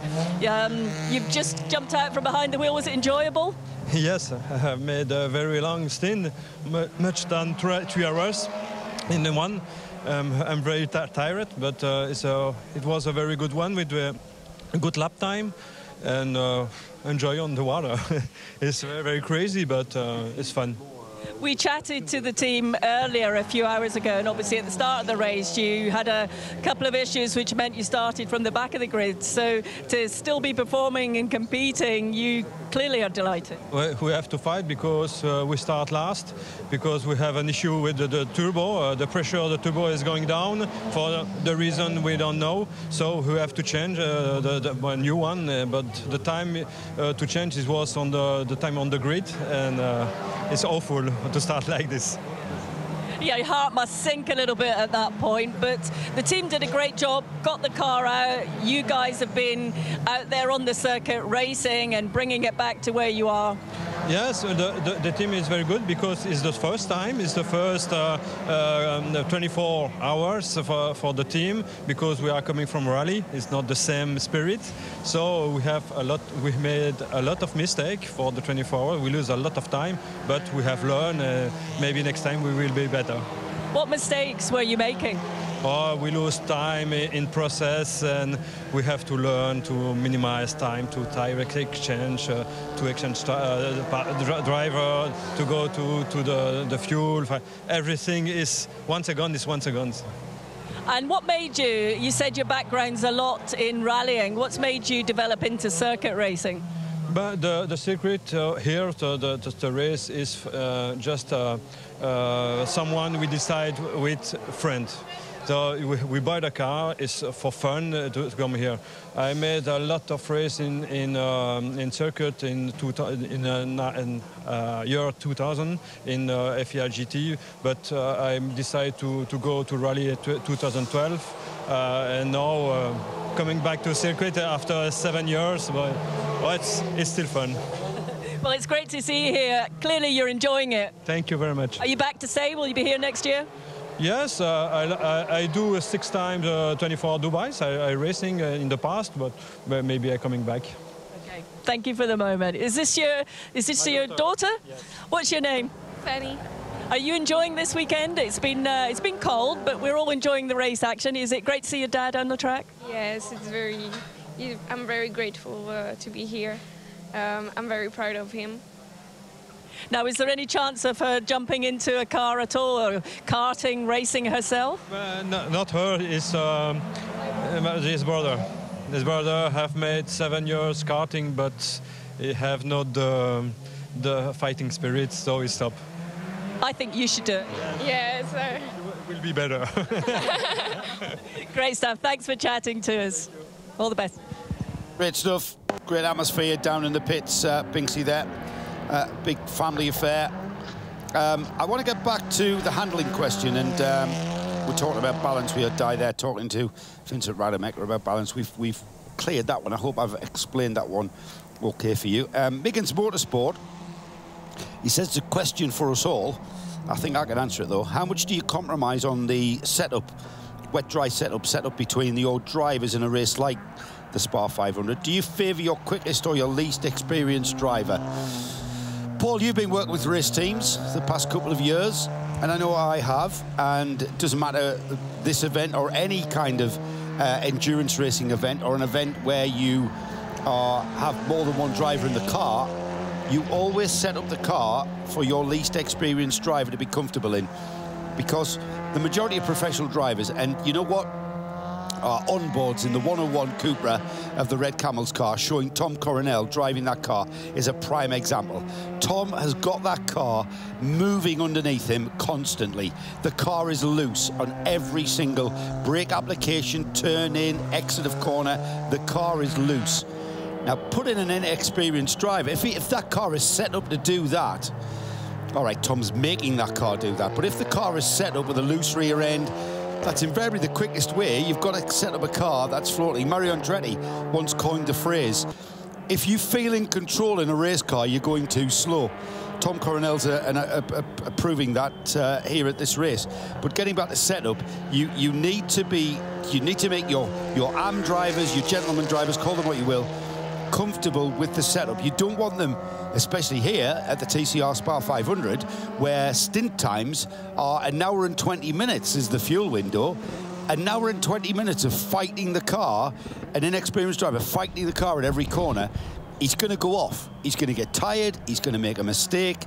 So you want him to be comfortable. And it's usually, you can ask any pro driver here in the pit lane, they'll agree that they go towards a setup which makes their AM drivers feel more comfortable, or at least comfortable enough to be able to complete the race. So I hope that answers that one. Paul, what's happening? Well, the Red Camel Jordan car is leading the race. Oh, really? Is it? Still? Yes. The 308 car has completed its refuelling. If you catch the live stream there, you'll have seen the two Peugeots lined up nose to tail in the refuelling area, whilst Diana was talking to Armand Frumal, the 36 car, which is leading the way as far as the AM category is concerned. The Burton Racing team then in 6th place, not 5th place, where they really wanted to be, but in 6th place overall for the Burton Racing Peugeot. That got its new set of fuel, and Pierre-Yves Courtal has now taken over the driving of the number 46 car. 308 having had its pit stop, Teddy Claret came in and Teddy Claret went out, so there was no driver change for Diana to see, so no wonder she didn't see one. Didn't happen. So Teddy Claret then continuing on his charge, and I'm guessing that he now is going to be able to get to the finish of the race. He should be able to get to the end of the race from where he is at the moment. Tom Coronel, who we are currently watching watching through the windscreen of, and I have to say that the windscreen is once again absolutely clear, although Tom Coronel still with the windscreen wipers on. I don't think he's going to be able to get to the finish, but that's only me. They may have something up their sleeve at Red Camel, which is going to be able to get that car to the end of the race. Down to Diana in the pits. I am, yes. Sorry, I was just having a chat with Bas there. You interrupted us. But Bas, obviously, I know the car, the 125's... 121. Yeah. Just about to come in. Sorry, got distracted there completely. It's been a bit of a night for you, hasn't it? There's been a lot going on with the team. Yeah, we had 3 cars in the beginning of the race. After the first stint, the first car already crashed, or in the first stint. And during the night, we had some issues with a fuel pump on the car 131, and it cost us around 30 minutes. And that's the disadvantage we face at the moment. Compared to the Red Camel car. So it would have been more great to have a fight with them instead of being 10 laps behind. Just as you're talking about the 131, it has just come in for a driver change and a pit stop. But going back to the issues during the night, I did see Tom Coronel up here having a cup of tea and a discussion. You weren't doing tactics, were you? Tom is always taking my coffee, as my coffee is good, he says. So that's good. No, we are friends, and it's good to have him around in the field. And he was happy to fight with Antti Buri.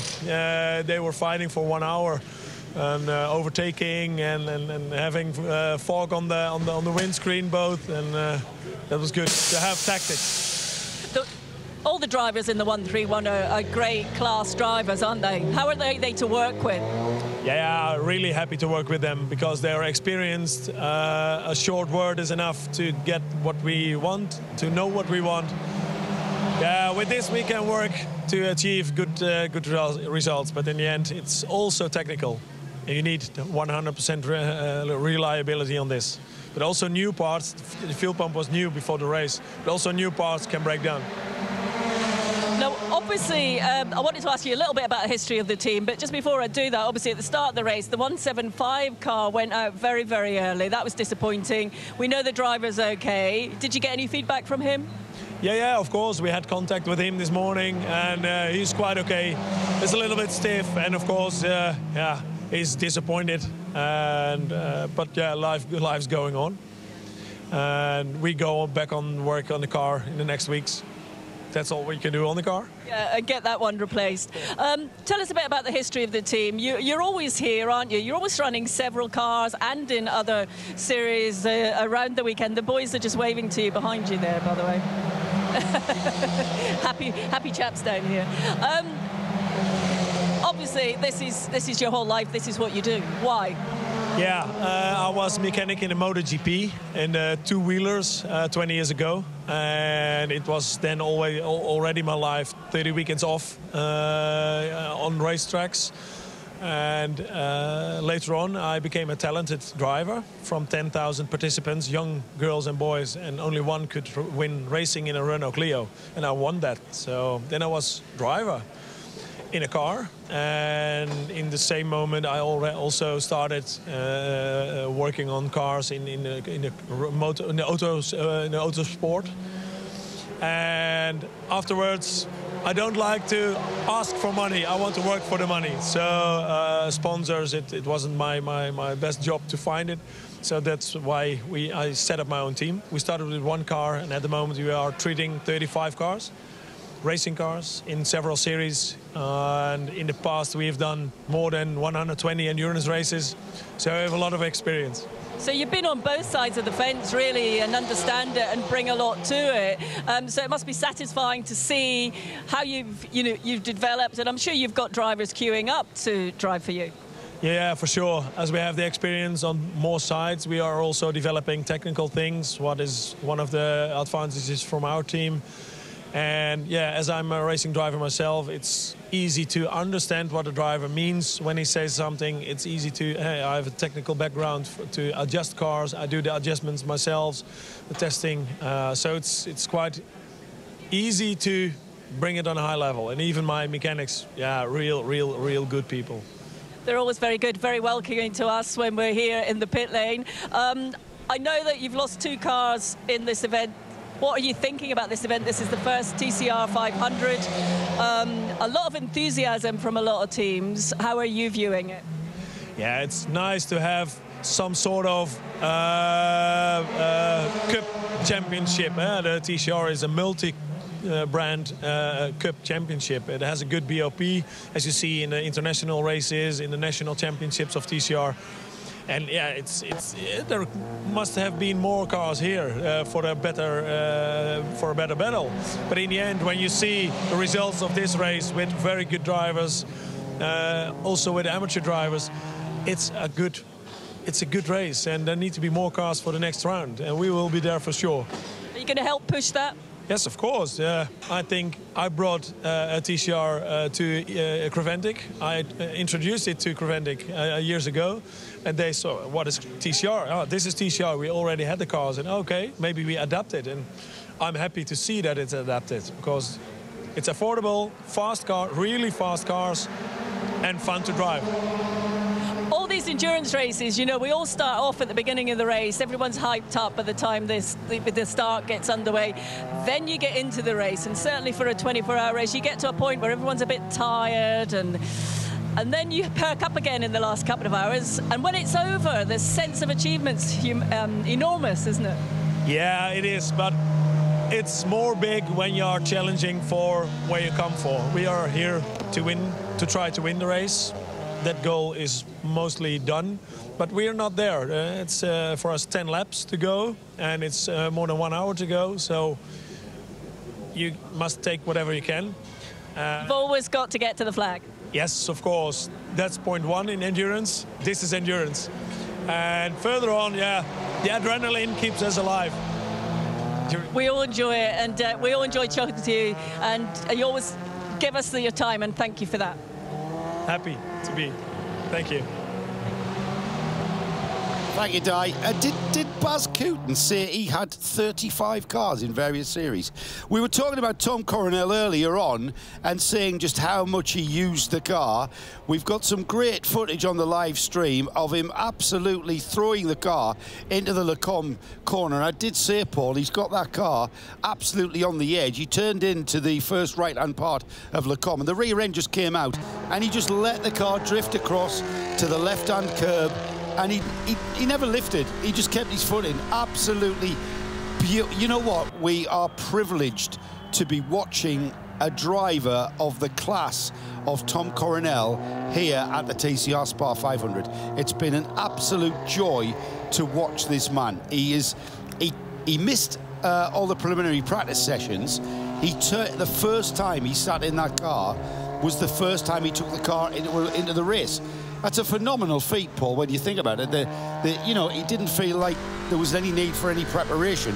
He just got in the car, and you could see that first couple of laps yesterday afternoon, you could see the way he was using the wheel. He was just feeling the grip, wasn't he? Yes, but there's another point here. Tom Coronel's a professional racing driver. He wouldn't get into a car that he was uncomfortable about without having driven it before. This is an indication. You were saying earlier on, TCR spec is something that everybody in the world understands. Tom Coronel is a driver who knows what a TCR spec car is. It's a bit like when you get into your hire car, when you go to Austin or wherever it is you're going to go to next and hire a car. You know, whichever car they're going to give you, the accelerator is going to be on the right, the clutch is going to be on the left if there is one, the steering wheel is going to be on the left-hand side if it's the right-hand, if you're driving in a country where they're on the right. So if in America, your steering wheel is going to be where it is. The steering wheel is going to be round. There's going to be indicator stalks for, you might have to hunt around to find the on-off switch for the lamps, but they're most likely going to be automatic. But you know what you're getting yourself in for. And it's a little bit like that with a TCR car. You're going to get into the TCR car, and they are a spec car. You can get into one, and you know where everything is. You know how it's going to work. All right, I disagree. And I know that because that's what Tom told me. Is it really? Yeah. To a point, Paul, is what my point is. And I don't take the road car analogy because I'm not going to get into my Harry car in Austin, or I don't know, I might do, and drive it on the limit. He got straight into that car and drove it on the limit. And there's TCR cars and there's TCR cars. We've talked about different setups. We've talked about, you know, I just mentioned there the number 9 having too much rear grip, and therefore the car. That's what he was doing in the first 2 laps. That's exactly what he did. Yeah, I do say it. Yeah, the point is about the TCR spec. Familiar, if you were asking him to get into an LMP2 car, yes, it would be an entirely different kettle of fish. Right. If you were asking him to, I don't know, get into any other kind of motorsport activity where you have different ways of doing it. What you're saying is this guy drives these cars for a living. Exactly, and he knows what a TCR class car is going to give him. Yeah, valid point. Fine. It's still not. I'm still not taking anything from him. No, you know what, Paul? While we've been bickering like an old married couple there, we've ticked by another hour. We are into our final hour. The final hour of the inaugural TCR SPA500, and the standings at 22 hours of racing with under 1 hour to go. We've got the 101 Cupra of Red Camels Jordan literally dominating this race. 7 laps is the gap to the second place Peugeot of DG Sport. And in third place, the number 131. We've just seen the pit stop there for the Top Car Sport with Baz Cooten Racing Cupra. They are 3 cars at the top of the timing screens leading this race. They're also the 3 cars that are leading the Pro category of this race.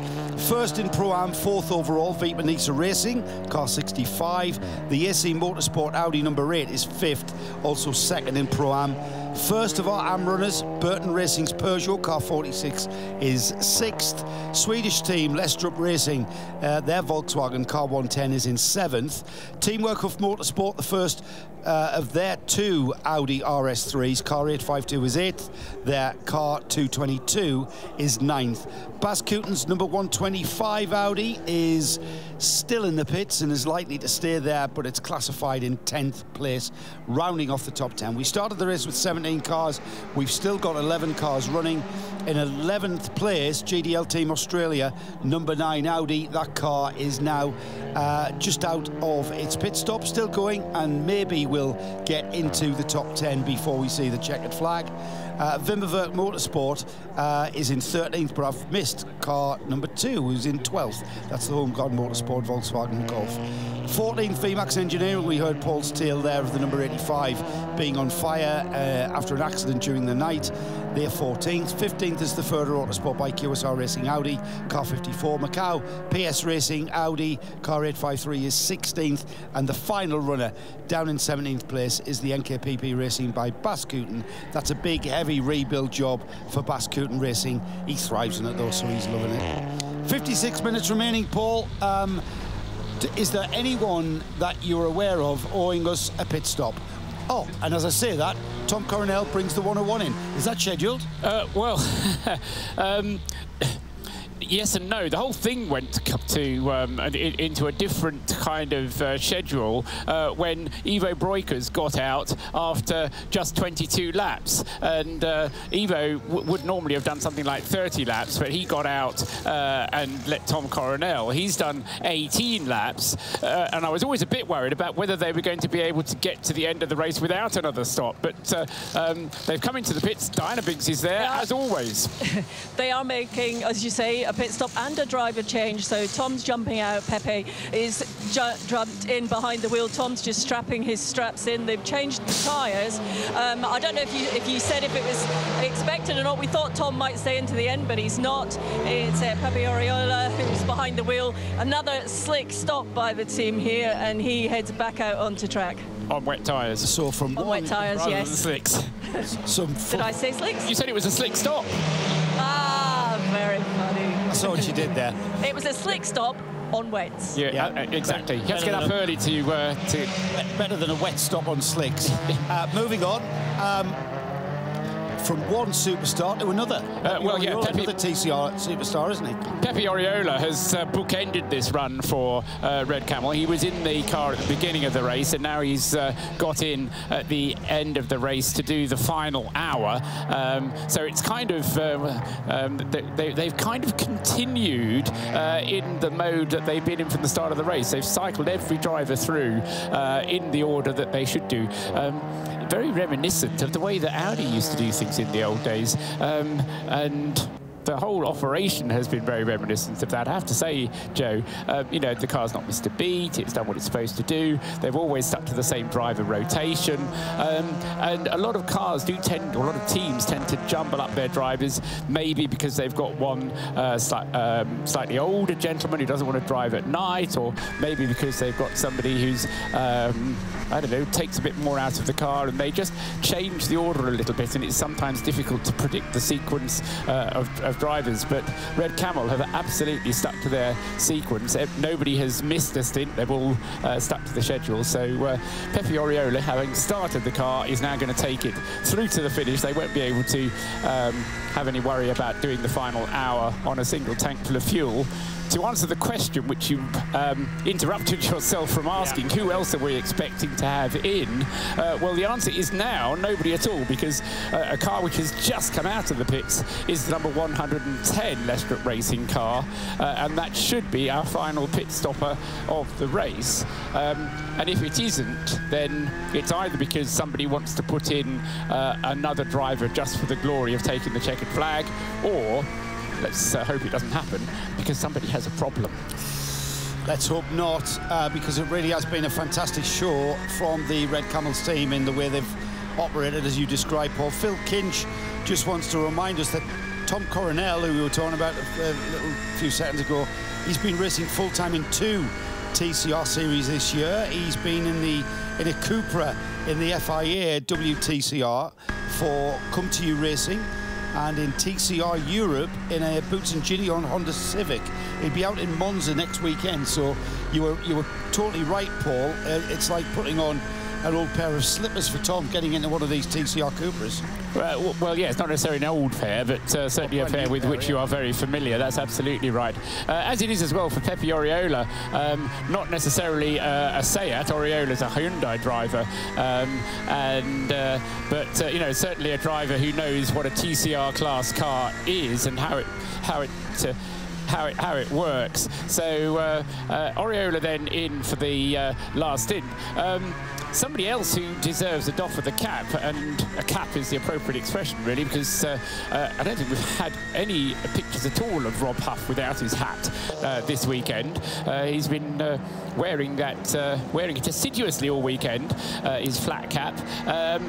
Good old Rob Huff. Andy Yan, though, the driver of the number 22 car, I think they must have left some super glue on the seat of that car, because Andy has been in the car number 22 since before, trying to look down, 10 o'clock. So he's been in the car for over 4 hours already.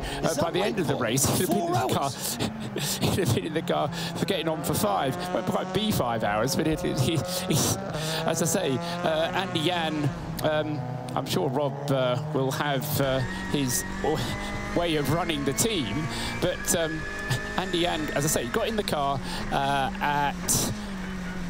before just recheck. So after 10 o'clock, before 11 o'clock. So he'll be over 4 hours if he goes to the end of the race. So that's not just a driver identification glitch then? No, that's Andy Yan being made to earn his crust, or being put through the mill by Robert Huff. 4 hours though, Paul, that's extreme. You sound a bit. You sound as though you're going to write off to your MP. Say a strongly worded letter to the BBC, maybe, but not my MP. They're pretty useless at the best of times to do anything. You voted for him. Not going to get into that. No, I didn't. I'll tell you what. I'm going to task Binksy with heading off to Teamwork Huff Motorsport and just. I think probably what happened. I'm not doubting you. I think probably what's happened is that they've, as I say, left some super glue on the seat. Yes. And Andy Yan now can't get out. How old is Andy Yan? Because if they're going to have to, he might not be able to get out. They're going to have to take the seat out in order to get Andy out. Yes. Andy, an Asian touring car. An Asian TCR specialist. I mean, joking aside, he's perfectly capable of the job, and he'll just be reveling in this, I think. 4 hours. It's not all right. The physicality is bad enough. All right, the physicality is reduced considerably in the dry because you're not pulling as many G through the corner. However, the concentration level in these conditions, this visibility, the concentration level is immense. All right, we've got a very small field on a very long racetrack, but the concentration level is phenomenal in these conditions. I just think that is incredible effort from Andy. He's 35 is the answer to your question. Is it his peak? Yes, he was. He's been in the TCR Asia Series 3 years ago, the TCR China Series last year, and in fact won the TCR China Series 2 years ago and won the TCR Asia Series the year before that. Won the CTM Macau Touring Car Cup, leading the race from start to finish in 2014, and was indeed involved in the first ever TCR Asia Series race. Has certainly proved his worth as part this year. As part of the China and Asia TCR Championship, driving in the 2017 TCR China Touring Car Championship as well. Great effort from Andy, no question. That is a sterling effort. 4 hours in the car. I am going to task Binksy with just clarifying that, because it is an incredible feat. I didn't think anybody would be thinking about leaving a driver out there for 4 hours. Purely from a concentration level. Car number 8 is the AC Motorsport Audi. Mathieu Detry is at the wheel to bring that car home. Just mention their driver lineup, what we've seen over the course of this race. Stefan Perrin, great to see Stefan out racing with us at this event after that really nasty accident in the pit lane at the Barcelona 24 Hours, where Stefan was actually ran down by another car, another team's car. Suffered some fractures to his ribs, we believe, and he did say it was a bit uncomfortable in the car after that long stint he had. Vincent Rademacher, well, what can you say about Belgian driver Vincent Rademacher? A bit of a touring car legend in his day. I remember him in Formula 3. Paul, do you? I would imagine you. Vincent Rademacher, I remember in Formula 4. I mean, he spoke to Diana about racing here in 1990, and that would have been when he was driving in Formula 4. Duckham's Van Diemen driver, you can't forget those, can you? No, I can't. Absolutely. Commentated at those races. And talking of Formula Ford festivals, last year he came back and did the Formula Ford Festival. Really? I spoke to him earlier this year about whether he was going to do that again this year, and we don't quite know at the moment, but former Volvo touring car driver as well, of course. Masses of experience. Yeah, absolutely. Take me hours to talk about Vincent Rademacher. Yeah, absolutely. Stuart Lines, if you are stalwart of the UK racing scene, Stuart's been around for a long time. I first came across Stuart racing minis in the mini series. We were mini clubmans and stuff in the John Cooper series 12 years or so ago, when I was doing stuff in that, and then Clio's and the like. He's recently become the promoter of the TCR Europe Series, and been a bit of a struggle for them over in the UK. They've they've got some pretty tough competition to get TCR off the ground. The British Touring Car Championship is in a very, very healthy state. So the kind of people tend to pitch this kind of car straight against touring cars, British touring cars that is, and they're completely different cars underneath from an engineering point of view. But Stuart enjoyed his time here. It's his first endurance race, and I just know he's going to go away and promote that to his customers in the UK to get more people involved in long distance TCR racing.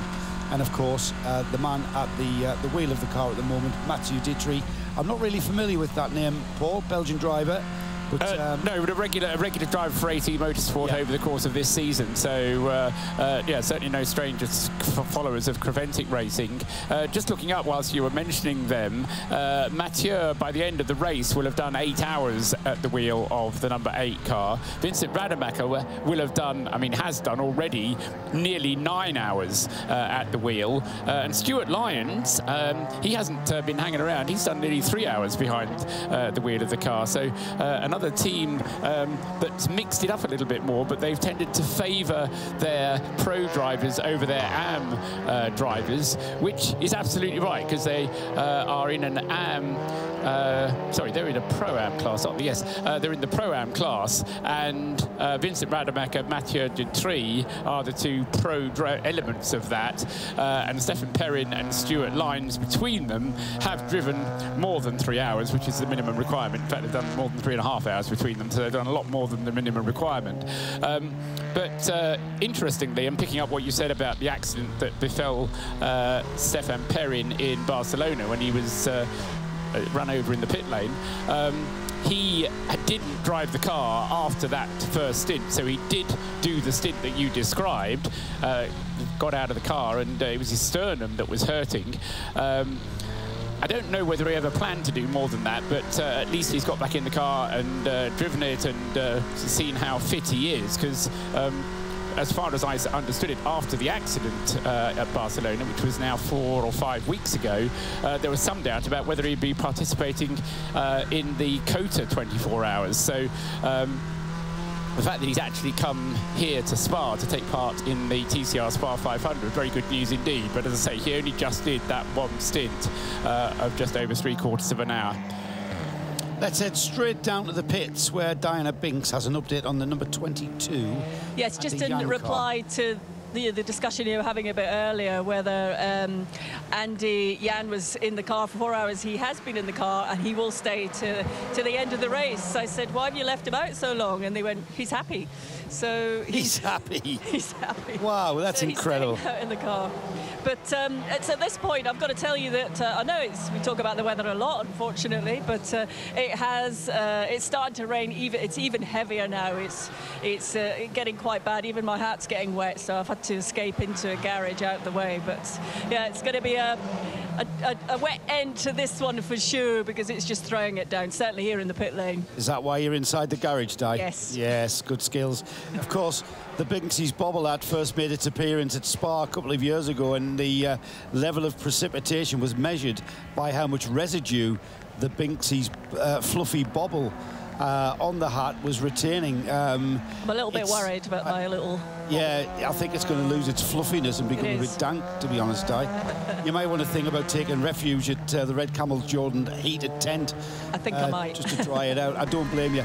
Paul, I can see by the look of the cars on track, the amount of spray we've got coming up, we've now got pretty heavy rain coming down across the whole of this circuit, and that leads us to, that lends itself to a very wet track indeed. Spray, plumes of spray coming off the back of these vehicles now, and it's going to be tricky conditions going into the last 40 minutes.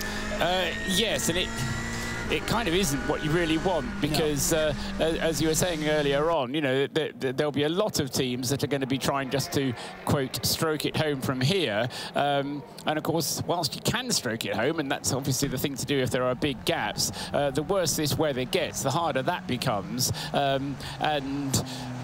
This is where you really are then caught between a bit of a rock and a hard place. What do? Do you end the race early, you know, if conditions become undrivable, there isn't the option within the Creventic world of sending out a safety car. So, you know, the only option in the race director's handbook is throwing a code 60.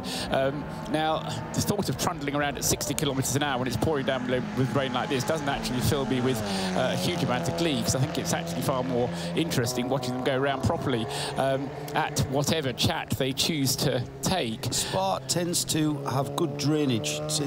We're in Belgium, for instance. That's why you wouldn't drill the track without good drainage, would you, in Belgium? No, probably less so in the Ardennes, but the good thing is that everything is on a hill in the Ardennes, so all you have to do is just to put water somewhere and it'll go somewhere else. And talking of going somewhere else, getting off the track a little bit there is Rory Penttinen in the GDL Audi. He'll be chomping. He feels more at home off the track than he does on, being from Finland. Quite. Yeah, Rory has not been in this car since yesterday, when it had a different turbocharger and different water pumps, and Rory will be trying to get some enjoyment out of it, and probably thoroughly enjoying these cars. I mean, this is one thing about driving these TCR cars. It does tend to be a pleasurable experience. Some of the how can I put it, higher performance cars sometimes just take a bit more driving than some of the amateur drivers that are involved in this class of racing are prepared to accept. But driving a TCR car doesn't quite instill that same fear of God in you. I mean, yes, driving around Spa is going to a certain extent, but it's something which more drivers can aspire to and attain than, for example, taking a GT3 car or a Porsche Super Cup car or something like that around this circuit. Second place car being shown on the screen, Teddy Claret at the wheel of the Peugeot 308. I mean, really talking about the successes of the two leading teams, there hasn't been very much of a glitch in either of those two throughout the race, so they can be very pleased with themselves. With regards to the reasoning behind stopping the race, Paul, I think it's not so much perhaps surface water, it's when the visibility becomes a real problem. And on seeing that footage of the 308 going through Eau Rouge, obviously the water pooling, it runs down the hill from the pits, from the what's it called, the endurance pits, and running down the hill from Radillon, and it's pooling across the bottom of Eau Rouge. And we just saw there the 308, Teddy Claret in the Peugeot, just going through a big, huge stream. It wasn't a puddle, it was a stream. Yeah, but as you say, the drainage is good and there's a river underneath there for it to flow away, and we're pretty high up here, so the river can kind of go take all the water further downstream. I mean, I'm kind of looking down the order at the moment. A 5-lap lead is the gap between first and second, both Pepe Oriola and Teddy Claret having made pit stops recently, have kind of re-established the 5-lap lead for Red Camel's Jordan. A further 5 laps separating second from third, 3 laps separating third from fourth, but they're also in different classes, so perhaps not such an interesting gap. 2 laps separating the two leaders in Pro-Am, 4th and 5th place cars. That's 65 Viper Niza Cupra and the 8 AC Motorsport Audi, so only 2 laps separating them. The 2 AM cars are separated by 7 laps. That's the Peugeot number 46 leading the Lestrade Racing VW number 110. And then the next car up in 8th place is, in fact, 8th and 9th, are the 2 Teamwork Huff Motorsport cars. Sonny Wong in the 852 and Andy Yan in the 22 car. 8th and 9th overall, 3rd and 4th in the Pro-Am class. And then in 10th place is still the now retired Audi from the Baz Kooten team. So certainly as far as the top 10 cars is concerned, my point is that it's going to be a big change in the order to change an actual a big change in the gaps between them to change an actual change in order, to force a change in the order. Yeah, it's going to take a lot. I mean, we've done the rundown, Paul, at the top of the hour, but what I wasn't able to give you is the difference in the gaps between the cars, and I can give you it as a time factor rather than laps, and it might just give you an idea of where people are in the field and how spread out it has become. So the Red Camels Jordan Car 101 leads. It has an 18-minute lead over the second place Peugeot. That has 15 minutes over the third place Top Car Sport Bascooten Cupra, Kari-Pekka Larkson, and again another Finnish driver who will be having a ball in these conditions. He's got a 10-minute gap between him and the number 8 AC Motorsport Audi. That car has got a 6-minute gap between itself and the 6th place Peugeot of Burton Racing. The Burton Racing car has 21 minutes before we then see Lestrup Racing's Volkswagen car 110 in 7th. We've only got 2 minutes and 47 seconds between 7th and 8th, and that is the 852 number Teamwork Huff Motorsport Audi. We've got a full 53 minutes between the first of the Huff Motorsport cars and the second Teamwork Huff Motorsport car, and that's the Andy Jan. Andy been in that car for 4 hours, over 4 hours now, car 22 in 9th place. Andy Jan has got 4 minutes 44 seconds before we see Alex Orr, who's stationary in the pit, so that's going to extend. And then behind Alex Orr is the recovering Rory Penttinen in the GDL Team Australia car, the last of our runners in 11th place, but he's got 2 hours and 56 minutes to make up before he can get into 10th place. And with 34 minutes on the clock, Paul, that is, even I can work that one out, that's not going to happen. I thought you were going to ask me how he could do it. Yeah, so... Extend the race is the answer. Yeah, so, I mean... Yes, and certainly you're absolutely right that the conditions are getting worse and worse, and that is only going to encourage more and more mistakes. Another replay there on the live stream from Rory Penttinen getting the GDL Australia Audi well and truly crossed up and all over the place as he came through Eau Rouge, and the O part of Eau Rouge most definitely very watery as he came through there. The lap times as well. Yes, Joe. Understandably, Paul, we've seen the leading Pepe Oriola driven car 3 minutes 1. He's back right off. Everybody behind him 2 minutes 58, 3 minutes. He's back right off, understandably and quite sensibly. Just look at the standing water now at the bottom of Eau Rouge, and the standing water running down the hill from Radion. It really is steep. TV pictures do not do Radion any justice whatsoever. You try walking up Radion, you need a staircase, don't you? It really is that steep. But we've got a stream, almost a river of water running down there. So rain still heavy. No let up on the rain, so that surface water is going to be ever more tricky at what is already very tricky part of this course, which is Eau Rouge and Radion. Yes, I do think we should make it clear, Joe and I, we're not trying to influence this at all, in any way at all. It is down to the race director to make any decisions that need to be made, and they will be taken in race control. And knowing those people as I do, I'm absolutely convinced that they'll be looking at this and considering what their options might be, Joe. So visibility becoming an issue as well as surface water, I can tell you, and visibility for us and certainly our cameramen finding it hard to pick out the cars in the mist and spray that's coming up off the track surface. And if anything, it's gotten heavier, and the spray from the back of the cars, plumes of spray looking even thicker.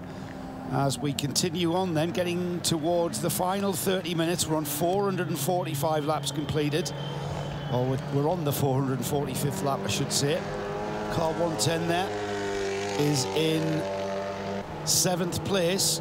He's got 2 minutes and 53 seconds to protect. So that is doable for the car in 8th place, car 852.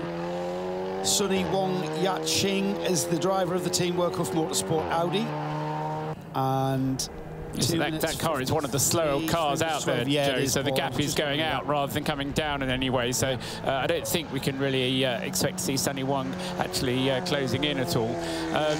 No, I mean, I think you know, we've covered most of the issues regarding this, and at the moment, yeah, the drivers are treating this all with a great deal of respect. What is noticeable, during the night, you've watched enough night racing, even if you weren't last night, Joe, but you'll know about how during the night, cars tend to clump together, and you get these long periods of nothing on the circuit at all, and then suddenly 6 cars will come past. So that was happening last night, and at one point, no, on several points during the night, I thought we had code 60. At some points, I thought they've gone off and held the race somewhere else and not told me, because there seemed like to be periods of 3 or 4 minutes when there would be no car going past at all, and all the cars would be over on one side of the circuit. I mean, it wasn't actually 3 or 4 minutes, it was probably only about a minute or so, yeah, but it felt that way. What is not happening, though, in this case, or at least hasn't happened yet, is any of that clumping together happening. So the cars who are happier in the conditions are prepared to make overtaking moves happen. And I think what most of the teams have done, and Rob Huff told us that that's what he was doing, is putting their more experienced drivers in the car for the end of the race. So, you know, it's not like you've got very many AM drivers out there. It's mainly the pros, if not professional drivers, it's the drivers with more experience and more natural ability who are out there doing more of the driving. And Pepe Oriola doing a sterling job. 3 minutes 3. Lap times throughout the field, to be honest, getting a little bit slower. Everyone being rather conservative and taking, they do not want to be risking anything, especially the 101 team. They have absolutely dominated this race.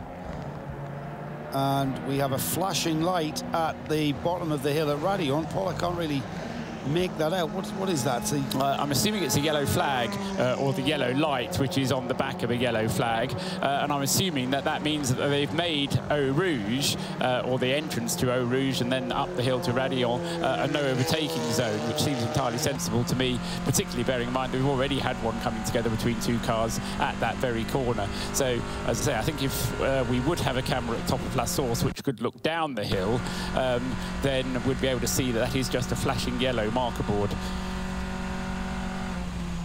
And we go in car with our leader in this ever worsening rain. Let's just see what sort of vision that the drivers have. The wipers working furiously on the leading car as we come through La Source, head down, and we'll see what that yellow flashing light is. That is definitely yellow being shown there. We have a light system as well as flag system here at Spa, and Paul was correct in his assessment of that one. We've got a yellow flag zone, so a local yellow down the hill towards Eau Rouge and up the hill to Radion. So that basically, Paul, is just showing that they're not allowing any overtaking there because of the level of surface water. Yeah, exactly so.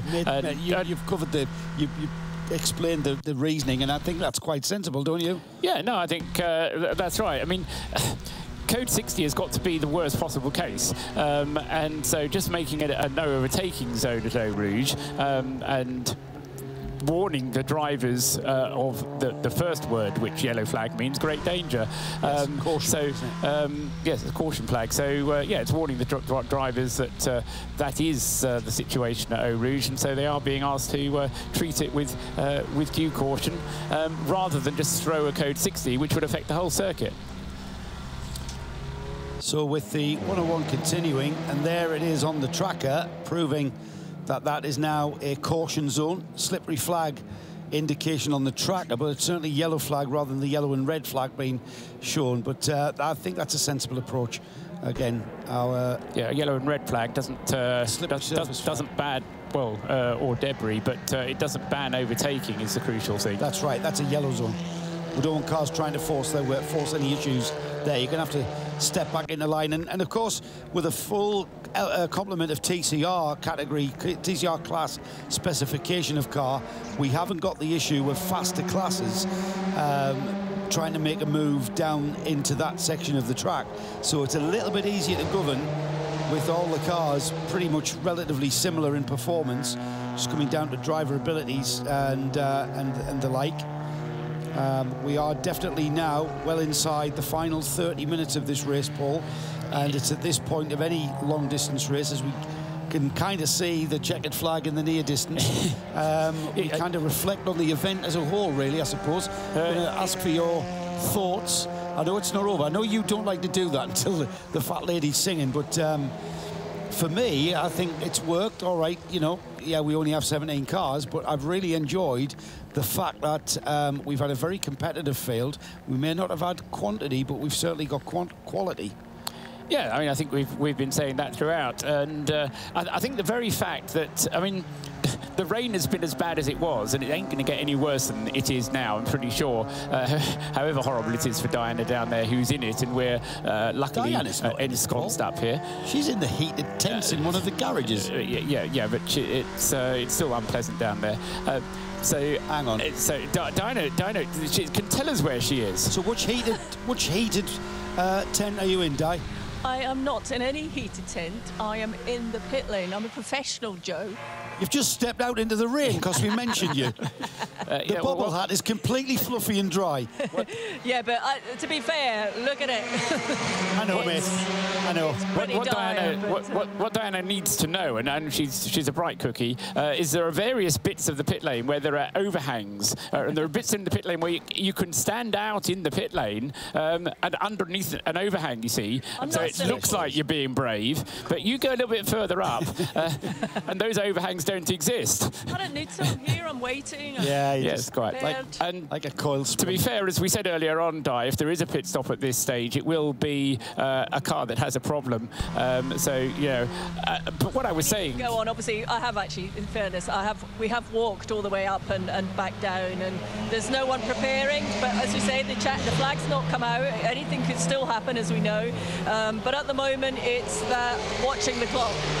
Yeah, I mean, the most likely thing is a puncture, I would say, and you know, that can happen at any time. So the teams will still be ready. You know, it would be foolish to do anything but remain at total readiness at all times. But as I was saying, the conditions are bad and can't really get any worse, and you know, and I say that in its literal form.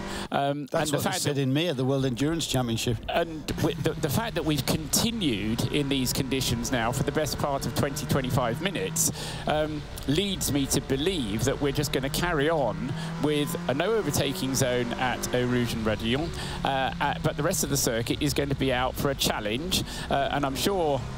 Actually, that's not necessarily the case, but I will guess that nearly all of the car radios are working and that everybody can hear their team managers talking to them, and the drivers will have been consulted and say, what do you want to do? And they'll say, well, look, it's not very nice, but we'll hang out here just so that we can get to this inaugural TCR SPA500 at the appointed hour of 23 hours of racing at 3 o'clock this afternoon. You know what, Paul? This race scheduled for an earlier calendar date next year in May, early May, 1st, 2nd, 3rd.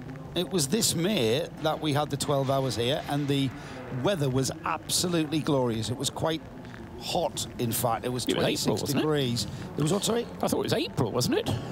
No, I think it was May, wasn't it? Hang on, we'll find that out. But I do remember it was hot, and I do remember it was only a matter of a week or maybe 2 weeks after the WEC was here with the round of the World Endurance Championship, and it snowed. It was spring. Yeah, I wasn't here for the World Endurance Championship, but you're absolutely right, it did snow. But, I mean, one of the things that we know above all is always how fickle the weather here is at Spa. So, you know, that it does have seasons. By all means, it does have seasons. But, you know, you can be lucky in April or May, and you could be unlucky in July or August. I was here for a 24-hour race here in the end of July, which was had to be stopped because of very heavy rain, and that was in July. So, sorry, you would say something else? You were right. It was in April. It was the 19th and 20th of April. Well done. Well remembered. Well, I was here. Blends into one. Doesn't mean that makes no difference whatsoever to me. I do remember it was glorious weather. However, like you've just said, in July even, we've seen F1 races in August in torrential rain. It's the Ardennes, it's the nature of the beast. And so coming to Spa and not being prepared for torrential rain is a massive mistake. Yeah, so the clock shows 21 and a bit minutes still to go, and I kind of reiterate the point. If the race directors were considering any abortive action for this race, and I think they would probably have done so by now, but I won't try and second guess them any further than we have done already. Save to make the point that all those who are out there mightily deserving of our respect, because you know, no matter how much experience you've had, it's still going to concentrate the mind more than somewhat. As I say, these cars may not have the 600 brake horsepower of a GT car, but still are going to be a bit of a handful to drive. Just clarifying this, it's not a yellow caution flag at Eau Rouge and Raidillon. It is indeed the red and yellow flag. Time Certain Clock has confirmed this, and he's seen that it's the red and yellow flag. So the graphic on the track, on the GPS tracker, was accurate. It's basically telling people it's a slippery surface. Okay, so overtaking is allowed, but it's kind of telling you to be very cautious because the surface is very slippery. And as we see the 65 car go through that section of the track, the car doesn't exactly look uncomfortable through there, but the spray coming from the car does increase as he skirts across and through the surface water. So. Well, and as I say, I mean, the experienced drivers have been driving through it for the last 40 minutes now, so we'll be familiar with how it looks and how they can, how much of a liberty they can take or not, as the case may be. Pepe Oriola going through then, completing yet another lap, up to 449 laps now on the board for the Spaniard in the Dutch team. And a reminder that the Red Camel car is also the leader of the Evo Nations Trophy, and for Holland, despite the fact that Pepe is Spanish, but there are enough Dutch influences in the Red Camel team to allow it to be an entrant for that trophy. And so Pepe Oriola still going very strongly indeed, still with this comfortable 5-lap or 15-minute cushion over the second-place car, which Teddy Claret, you've got to feel for these guys at Peugeot Sport, or Peugeot DG Sport in the Peugeot 308. They really have had a very good race, and I'm sure they'll have learnt a lot. And I think the only question that we haven't asked them is whether they'll be back, but pretty sure. I mean, we've had a great deal of interest from Peugeot in the past. Remember the Ultran team, which no longer is competing, but the team Ultran Peugeot were a staple part of Creventic races for so long. They did bring this car to our Creventic race, didn't they? The first TCR 308, 1600cc, power balanced with the turbocharger.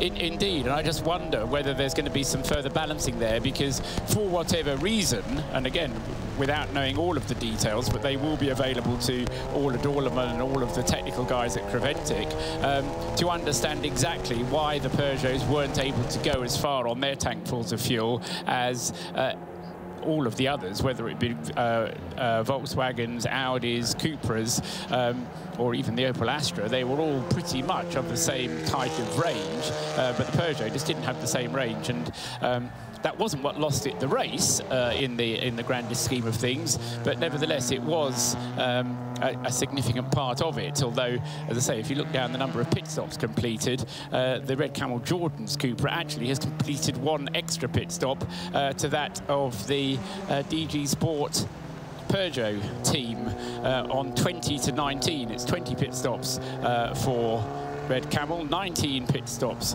for DG Sport Competition with their Peugeot, and for Baz Koot with the top car, 20 pit stops for the number 65 Viper Niza Racing Cupra, and 19 pit stops for the AC Motorsport Audi team. Burton Racing with their Peugeot have managed to do the race on just 18 pit stops, so that makes me think that perhaps it is a DG Sport thing rather than a Peugeot thing, because if Burton Racing can do the race thus far on 18 pit stops, that means they can probably do a longer stint. Yellow flag at Campus, got a car off. Oh, and it's hit the barrier. Looks like that's a big hit, Paul. Is that the 118? 118?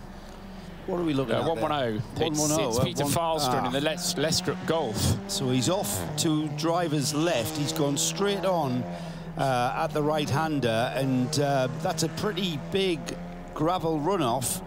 And it looks like he's gone in nose first. Heavy damage on the front end of the car. Bonnet has sprung up. We've got a code 60. And I would suggest, Paul, if the corner, if the tyre barrier at that corner has been knocked askew in any way, we may see an early finish to this. I say early, we've only got 16 minutes left. I wonder whether he actually got as far as the barrier, to be honest, Joe. It's a gravel trap that is caught, I won't give a number, 4 or 5. Front-end damage, though. It's extensive front-end damage. Well, it could have just spun round and the airflow then popped. Steam coming from the... Steam. Oh, okay. So yeah, okay. I didn't see steam. Yeah. So steam coming from the bonnet. Thanks for clarifying that. Of the, as I say, the 110 Peter Falström, and we do go into what is our 12th code 60 period of the race, and so no. Often during a code 60, it's a reason to sneak into the pits because you can get some cheap fuel, but there's no point in doing that when you don't actually need any fuel. But a code 60, absolutely the right thing to do. I mean, Joe and I have been talking about the visibility, just about enough to go racing if you've got a clear racetrack ahead. But if you've got a rescue teams or rescue units getting onto the circuit, you really want to have everybody down to 60 kilometres an hour, not least because the amount of spray at 60 kilometres an hour completely disappears. I mean, the visibility out of the front of the Red Camel's car, Pepe Oriola, much clearer, and that's only because they're going at 60 kilometres an hour, Joe. Absolutely, yes, slowed right down. It's you've experienced it on the road, don't you, on the motorways. You know, you've got lots of spray coming at you at 70 miles an hour, slow down. And there's less spray. It's logical. We're recovering that car from campus. Let's head down to the pits. Diana, what have you got? Well, I just checked in with the Lestrup team.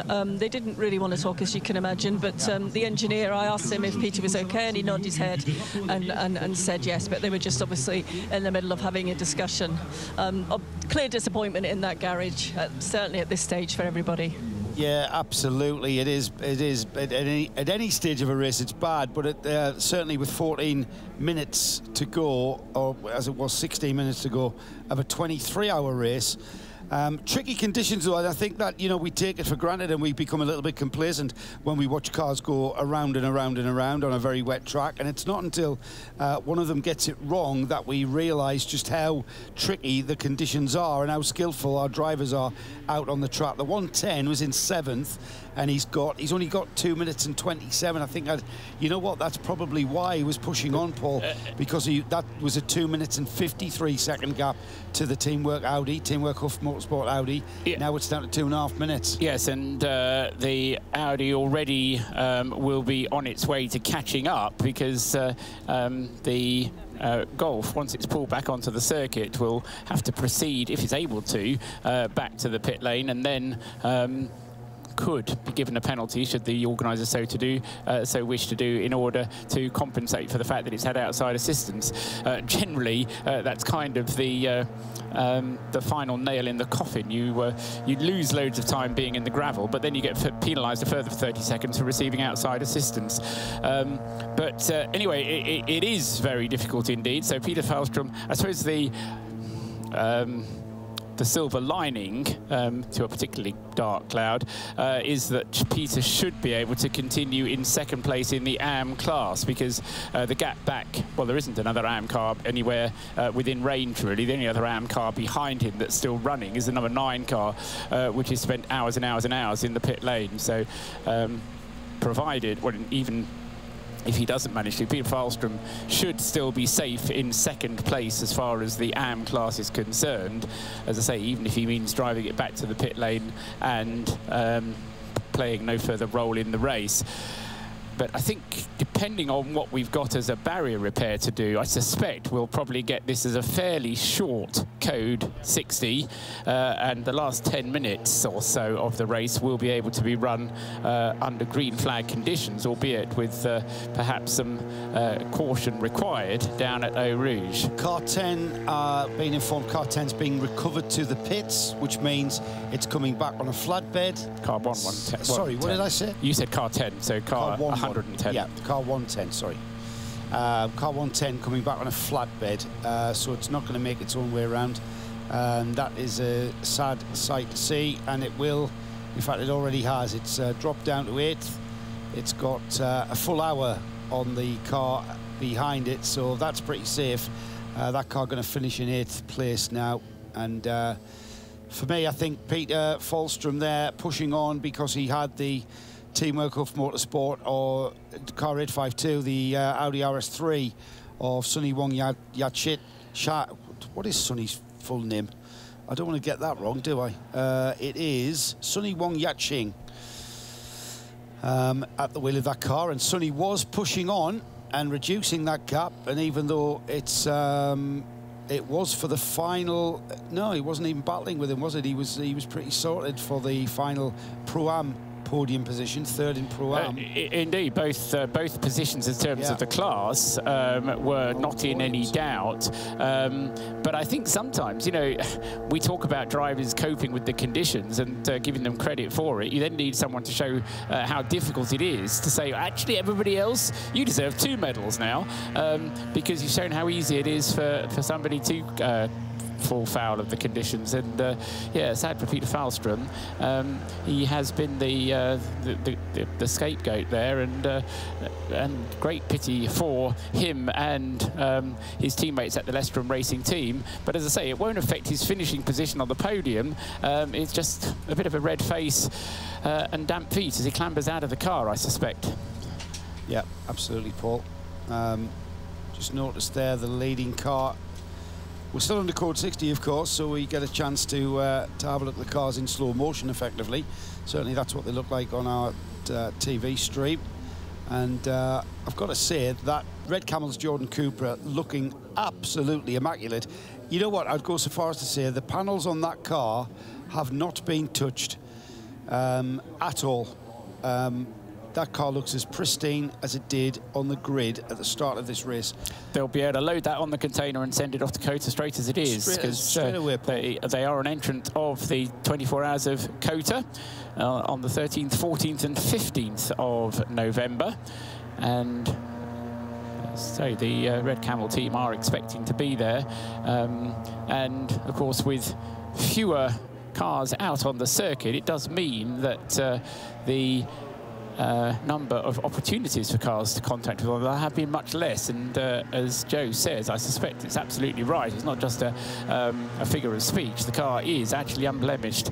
There'll be some tyre debris marks on it, because you always get those.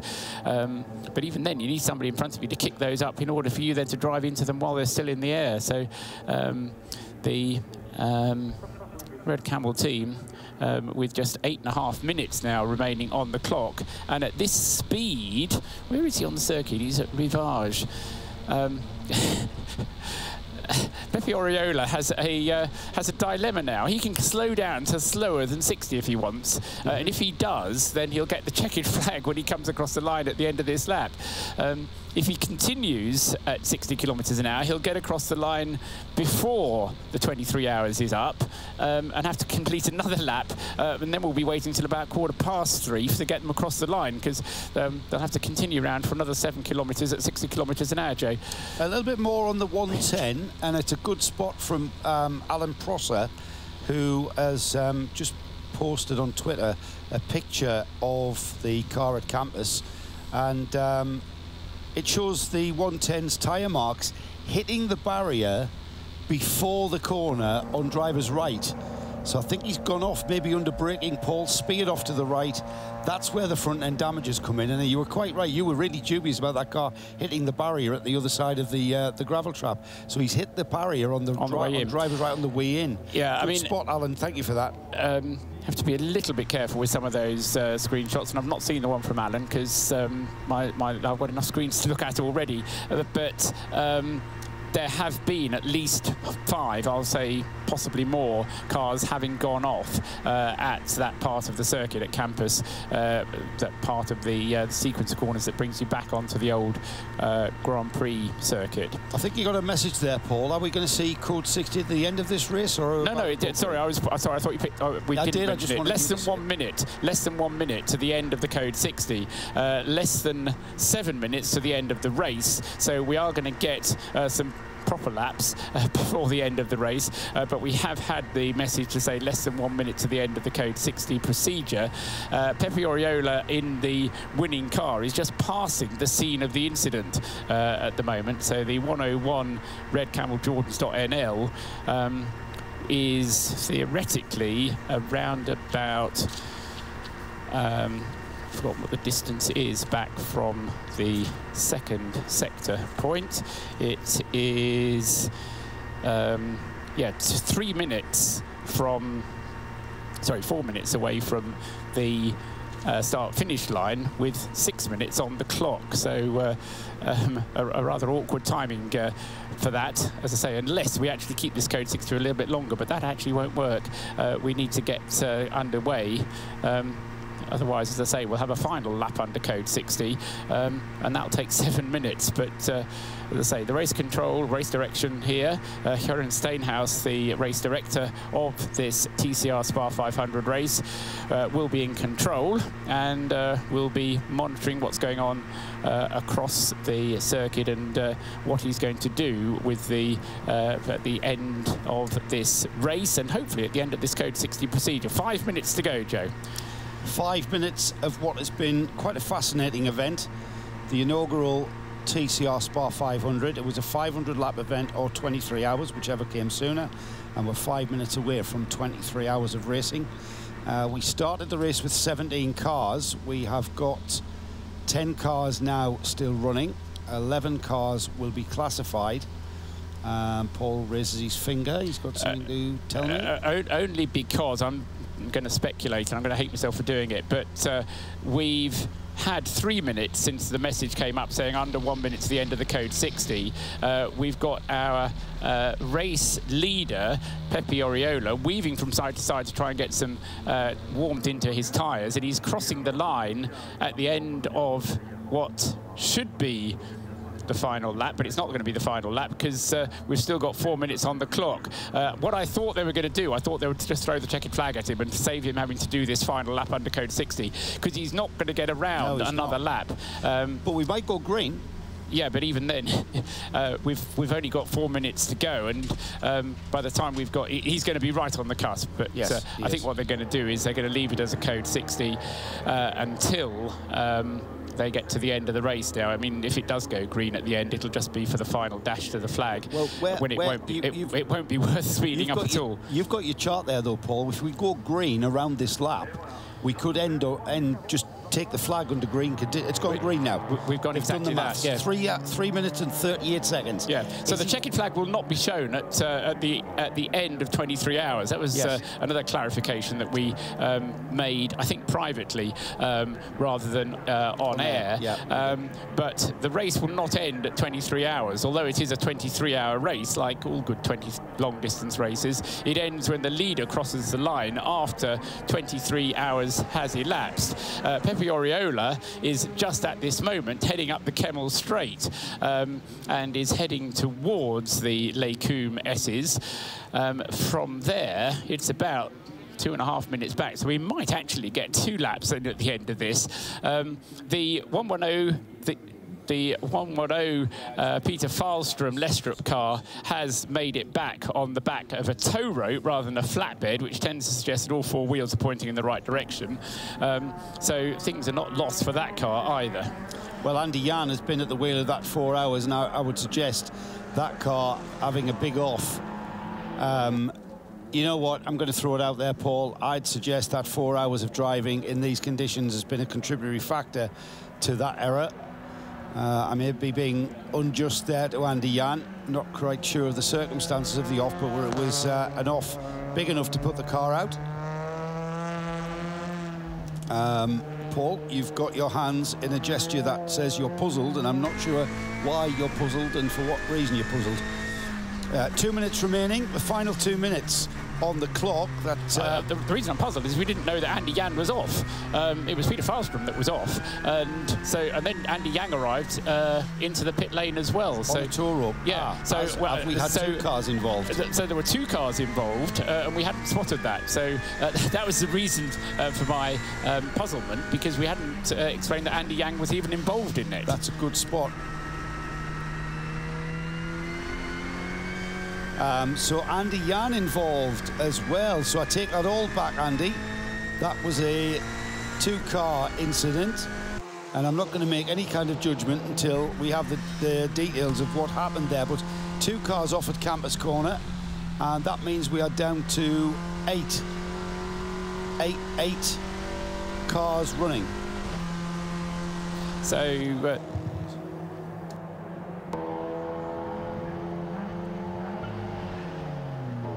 So that's a bit of a shame right at the very end there, Paul, losing 2 cars to bring our official runners down to 8 cars still running.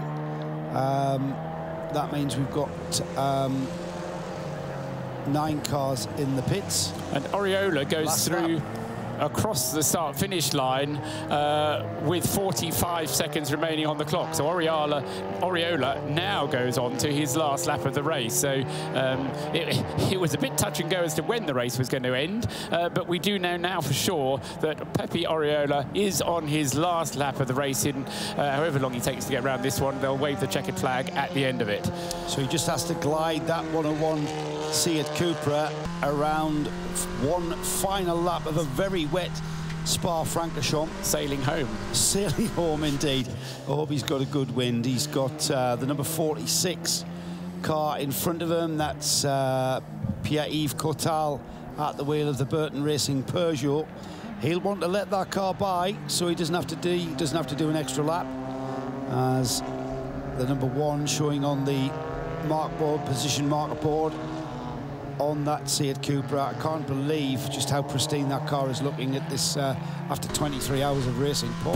But it does quite nicely highlight something which we haven't mentioned at all, and that is the Tractive sponsorship on the side of that car. The car hasn't had Tractive suspension on it this weekend, as we know, because there's no iPad on the in the driver's eye vision that he can see, but it's still got that sponsorship on it. But in case anyone was wondering whether that was an advantage that the Red Camel Cupra had, it isn't fitted with that system, even though it still carries the sponsorship and the sponsor's name on the side of the car.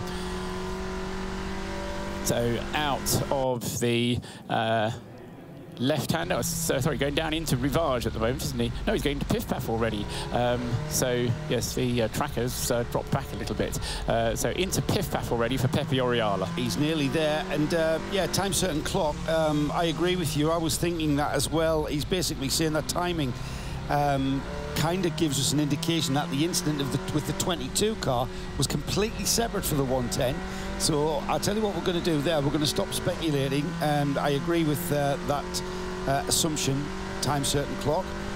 For now, though, this is all about Pepe Oriola, and it's about his teammates, Ivo Breukers, Rick Breukers and Tom Coronel, who have driven an absolutely splendid race. It's all about the Red Camels Jordan team, who have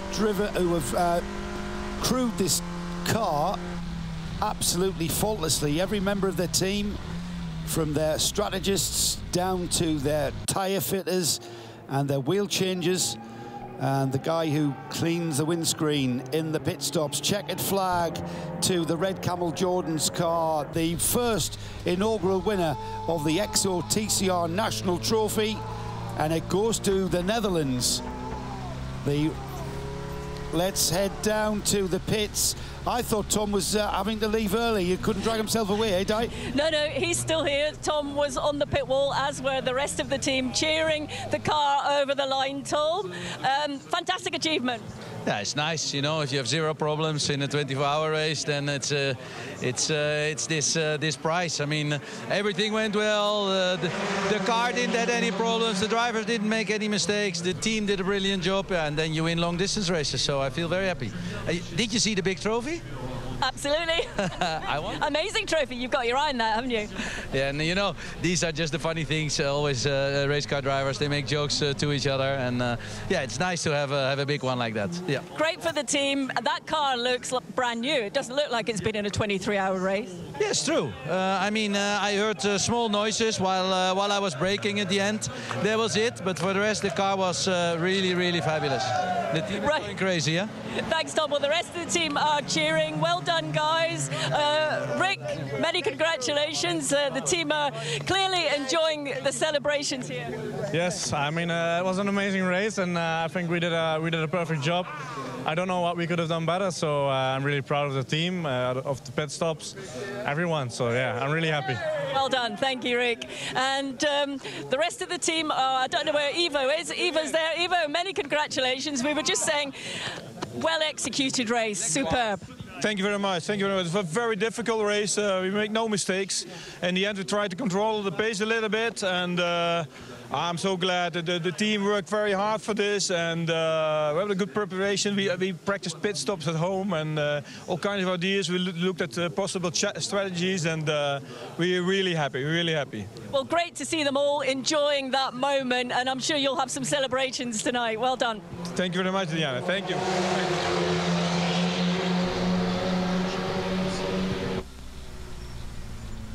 I think also a bit of a sense of relief there, Paul.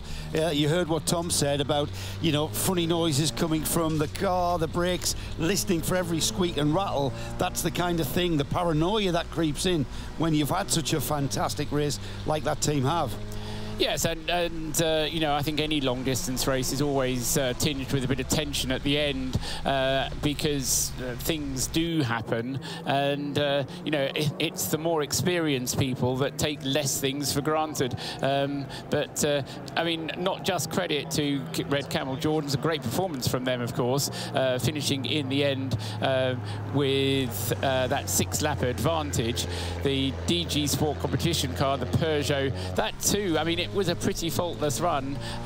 They had a couple of slightly longer pit stops, but they also did very well indeed. And I mean, all of the top 3 pro cars, as we expected they would be pros. All 3 of those pro class cars finishing in the top 3 places overall. 2 Cupras sandwiching the Peugeot, but even the 2 Cupras coming from 2 different teams. The Baz Kooten Racing team running the top car, sport car, which finished in 3rd place. DG Sport Competition in control of the 2nd place car, and Red Camel Jordans.nl overall winners of the inaugural TCR SPA500, Joe. Yeah, and also they'll be taking on that huge big one, as Tom Coronel alluded to. The EXO TCR National Trophy will go to the Netherlands. It was, I kind of like that aspect of the competition also, and I know that Di's down there in Parc Fermé, and she'll be grabbing some of our top finishers, and when she does that, we'll go straight down to her. Always a bit of a chore herding the cats. I've got to say, for an inaugural event, the TCR SPA500, I like the race format. It's a long distance race, hashtag this is endurance. It's still endurance. All right, it's outside of the 24H series. It's not a timed race, albeit it turned out to be a timed race, but it's another quirky thing, I thought, it being 23 hours or 500 laps. It could have been 25 hours or 500 laps. Could have been 20 hours or 500 laps. But you know what? When at this stage of the proceedings, you more than anybody, Paul, You've been up all night monitoring the pit lane and what have you. When it gets towards 23 hours, do we really care? You and I did a 25-hour race here, this very place in July. When it gets beyond 20 hours, it doesn't really matter what it is. It's still a challenge. No, I did have...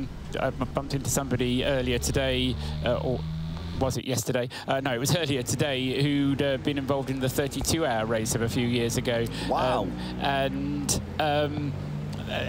Yes, I mean, I think that does make a difference, to be honest. No, I think, you know, there's that business of staying up all night, going through the night, and getting there the day after and seeing it through and seeing that checkered flag. It's a great flag. The guy who invented the checkered flag, it's a great flag. It's known throughout the world. People talk about well-known emblems and banners and brands. The checkered flag must surely be one of the top ones.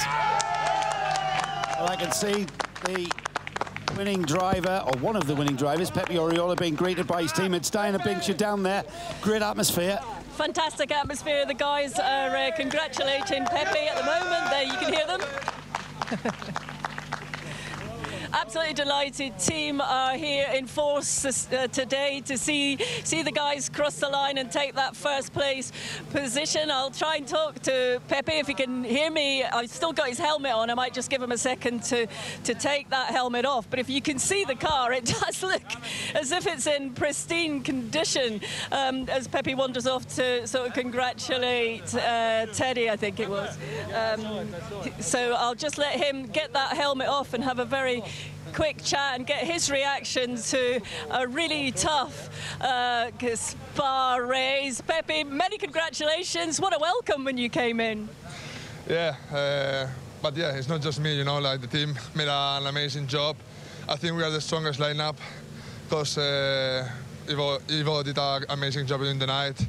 And we had to push when we had to push, and we use our speed, but I think we use more the head. We use a lot of strategy. We came in a lot of time in the code 60s, so that's what give us the advantage that we had at the end, because the Peugeot was a little bit faster than us, but I think we play really well. You said right at the beginning, I spoke to you after your first stint, and you said, you know, we're not in the race in the first hour. We were working to our plan. Yeah, for sure. We know that 24 hours are really long, but yeah, and everything can happen. In the last half an hour was super crazy. It was a lot of aqua planning, so I'm happy that we had that lead, that comfortable lead, because if I had to push at the end, it would have some mistake. So yeah, really happy for the team and for everybody that is involved. Well, many congratulations, Pepe. I'll let you go and enjoy your celebrations with the team. If I can just find Teddy Claret, who's disappeared for a moment, but I'll go to Kerry Packer-Larkinson, who's came home in third place, and Kerry's just taking his helmet off as well and having a chat with Ivo, who's congratulating him for his result today. So as soon as he gets the helmet off, I'll have a chat. They're having a very in-depth chat at the moment, of course, about about the weather and everything else that's been at this event, but a fantastic reception to greet everyone down here in the pit lane as Kerry just removes his balaclava. Kerry, we were just saying, fantastic reception that's greeted you here at the end of this race, but it's been a tough one, hasn't it? Yeah, wasn't it? It was really lovely. I loved it. Of course, you know. But you've got a big smile on your face. I made it through. I like it, you know. Otherwise, it would have been different. Yeah, it was great. Really, really nice. Of course, it was getting wet, and it got, you know, even wetter and wetter towards the end. But no, I felt really nice and good, so that's why it feels good, of course, to finish the race. Yes. Yes, and you really love these conditions and the circuit, don't you? Oh yeah, absolutely. Spa is one of the favorites. This is a lovely place to play, and Aarhus, whether it's dry or wet, it's always an amazing thing. Great stuff. Well, you enjoy the celebration. Thank you very much. Okay, I was trying to find Teddy Claret. Have you from the 308? He's not in my eye line at the moment. If you, I know you're needing to make your way up to the podium. If Teddy is, oh, you've got the guys. I just want to say many congratulations. It's difficult conditions, hasn't it, been here for this Spa race? But you had it all pretty much under control. You were running to your strategy, I know. Are you satisfied? Yeah, we are quite satisfied. The conditions were really hard. but we are in Spa in October, so we wait this. We don't be so lucky in the pit with Code 60, but we don't do any mistake. It's the first time that the car do an endurance race, so for us it's very good to be at the end of the race, and we are very happy with this result. Good to see it back here. It was very difficult, but it's not so bad for the first race of the Peugeot TCR long race. So no, it's not so bad. Well, well done. Anyway, congratulations. I'll let, I think the guys are making their way upstairs to the podium now, so I'll hand back to you. Thank you, Di.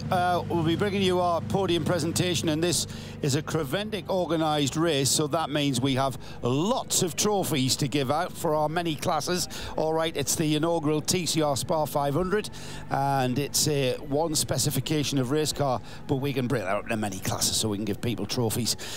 There is the results after 23 hours of racing, and what a successful TCR SPA500 to kick this event. I'm sure it's going to grow. We started the race with 17 runners, and we finished with less than half of that field, but we've had a very competitive race, and it took an absolutely flawless run from the Red Camel Jordan's Cupra, car 101. It won by a margin of 5 laps, and it's got to be said, Tom Coronel, Pepe Oriola, Ivo Breukers, Rick Breukers, they didn't put a foot wrong. But then again, neither did the team. Every pit stop was slick, every pit stop was spot on, their race strategy was magnificent, and everything came together, and that's why they had such a dominant showing in this first event.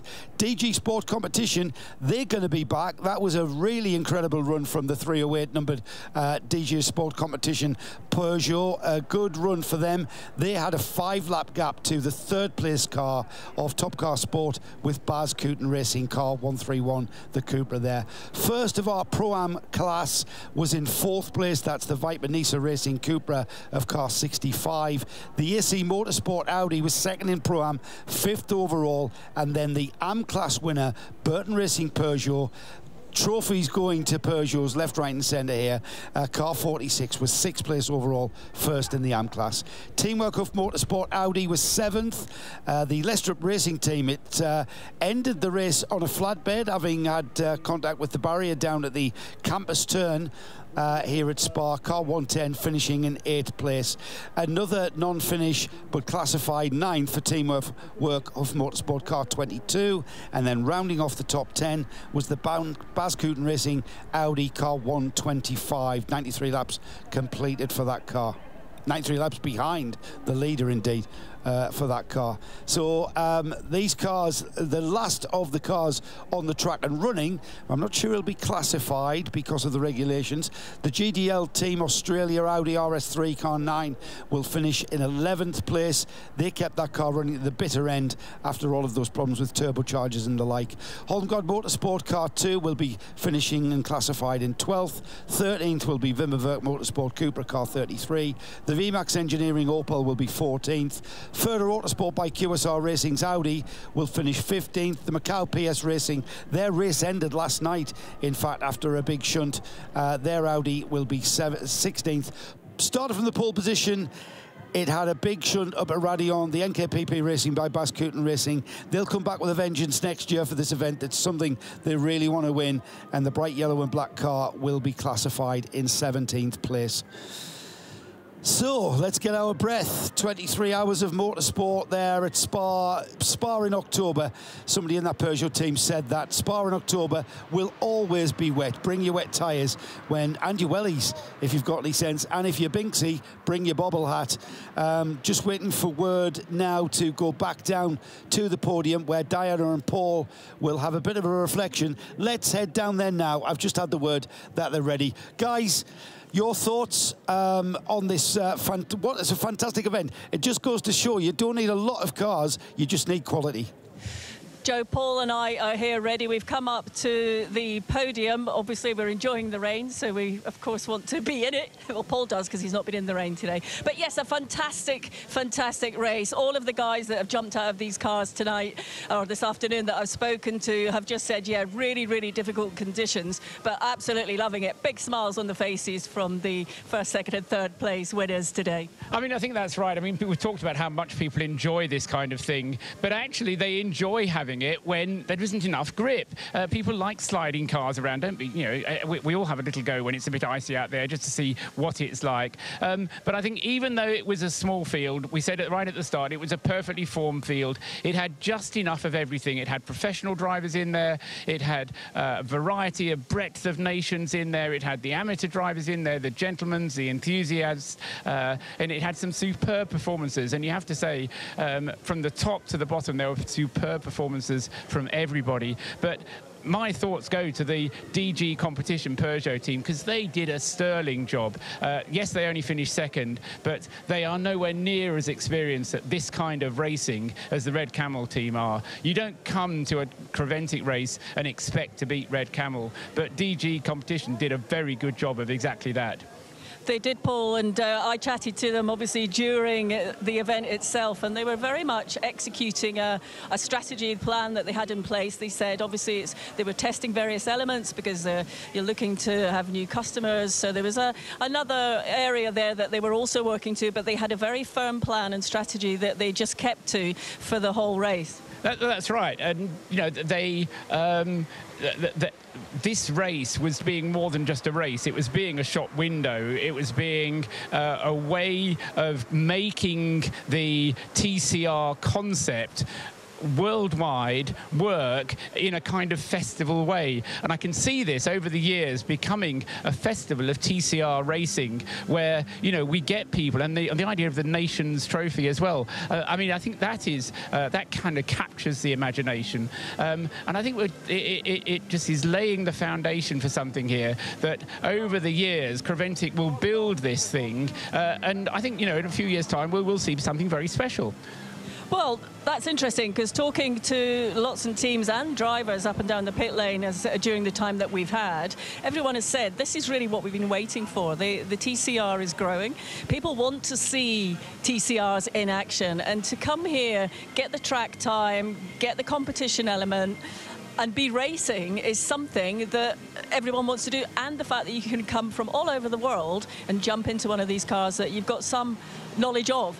Yeah, and I mean, the class structure was right. The fact that it was only for TCRs, I think that worked very well indeed. Having the all-pro cars, having the Pro-Am, where you had to do a little bit of calculation about driver time, and having the Am class. But I remember at one point through the race, we were talking about the fact that there were no restrictions on drive time, and Joe felt quite indignant that Rob Huff was going to make one of his drivers drive for more than 4 hours, you know, as if that was cruelty to drivers or something. I think there's going to be a new campaign that nobody should be allowed to drive for as long as that. But the regulations allowed it, and the beautiful thing about motor racing is that whatever the regulations allow, people are going to do. And so we had these enormously long stints, and I mean, let's face it, they were the guys who were out there. They were in the best position to say, look, I'm quite comfortable, leave me out here, just make sure you got me enough fuel to get to the finish. Paul, what stood out for you during this race? Any teams or drivers that you particularly had an eye on? Because I know you like to keep an eye certainly on new drivers and on our gentleman drivers that are enjoying this competition. Yes, now, there's a name that's on the tip of my tongue, will come to me later. There's a young French driver who hopefully somebody will whisper in my ear, but he's a very quick guy. And the other thing is the way the Peugeots went. I don't want to take anything away from Red Camel Jordans.nl. Great job, but they know what they're doing. And there was an awful lot of cars here and people here who don't know what they're doing quite as well, and we're learning the process. I think one of the things that sticks in my mind particularly was the conversation I had with Charles Espenlaub in the middle of the night after he'd retired the car. I was thinking, oh, you know, it's always difficult. You know what it's like when you're talking to somebody who's retired a car. You've got to kind of G them up and, yeah, what do you really feel, Charles? I mean, I know you're putting a smile on. He said, I loved it. I was having a ball out there. We spent 3 hours rebuilding the engine. We got the thing working. We went back out again. And then we had this accident when I went down the inside of Eau Rouge against a slower car. I thought he'd seen me. He hadn't, but it's written off the car. But you know what? He said, I'm telling all my friends and I'm going to campaign and we're going to get a car here next year, whatever it takes. And Charlie Putman was just up the way and he kind of nodded. And, but it was that enthusiasm from a guy who's just retired from the race that really stood out for me. Yeah, we did talk to both Charles Putman and Espinard, and they were just really looking forward to getting here. So it was a shame that they went out as early as they did, because I know they would have definitely liked to have been here at the end. Absolutely, and I've just remembered the name. It's Julian Apostolos. He's the young guy. You spoke to him. Young driver, huge touring car career ahead of him, and who knows where he's going to end up. I wouldn't be surprised if we don't see him in 5, 10, 15 years' time driving a GT car as well. A driver with a great future. Julian Apostolos. Right, well, I think we're ready for the podium celebrations here in Spa. I'm sure all the teams and the fans down there are all waiting patiently in the rain to greet their drivers. And my battery's about to run out on the microphone as well, so I think it's perfect timing to hand over to our podium celebrations. Thank you, Diana and Paul, for a reflection on the inaugural running of the TCR SPA500. We're going to see this event come back ever stronger, I would imagine. Everybody who's been part of this event, from the marshals, who we could never have run an event like this without. That was the trophy that everybody was here for, the EXO TCR National Trophy in the first running from it. The race started in pretty solid dry conditions, and as ever, the car that came to the fore and stayed out of trouble was the car that came to the front of the field. The pole sitter, big off at Radion, the trickiest corner in arguably the whole of motor racing worldwide, and the number 175 NKPP car of Harry Hilder's falling foul of that, and a big off there. Harry is fine, great shape, but the car isn't. The race continued though, and it was a 500 lap race for this event, or 23 hours. It soon became clear that we were not going to see 500 laps, and that was down to stint of code 60s, and of course the weather eventually playing a part when we get into Sunday morning. Darkness descended, and when darkness falls in the Ardennes, of course, it is really dark, and just add into that a bit of cloud cover. Conditions became very tricky indeed, and no surprise that we had some incident and issues befalling the majority of our runners. And it was always said that endurance racing is all about how you deal with the adversity and not necessarily the success. And the majority of our runners dealing with adversity aptly. We had a few retirements, and when we came back on Sunday morning, the weather came back with a vengeance. But it was all about the Red Camels Jordan Cooper team, car 101. It is their event, they've made it their own, and they'll be taking home the EXO TCR National Trophy for the first time, because they did it the best and fastest. To the first TCR SPA500, and I know it's a bit grotty today, but we've all had a great day here at Spa-Francorchamps. It's been a superb race, a superb way to start what could turn into a real legacy of TCR racing. And without further ado, I want to get things underway with the first podium, and we'll do it in reverse order, in 3, 2, 1 order, bringing up onto the podium in third place, the top car Sport with Baz Kuchen Racing for Fabian Dance, Julian Apostolos, Kari-Pekka Laksinen, Antti Buri and Mikkel Azkona.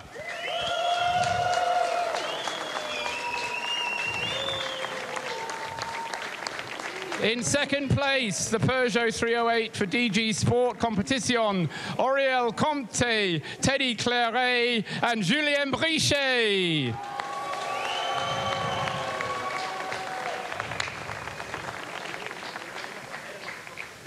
But the overall winners, first TCR SPA500, Red Camel Jordans.nl, Tom Coronel, Pepe Oriola, Ivo Breukers and Rick Breukers.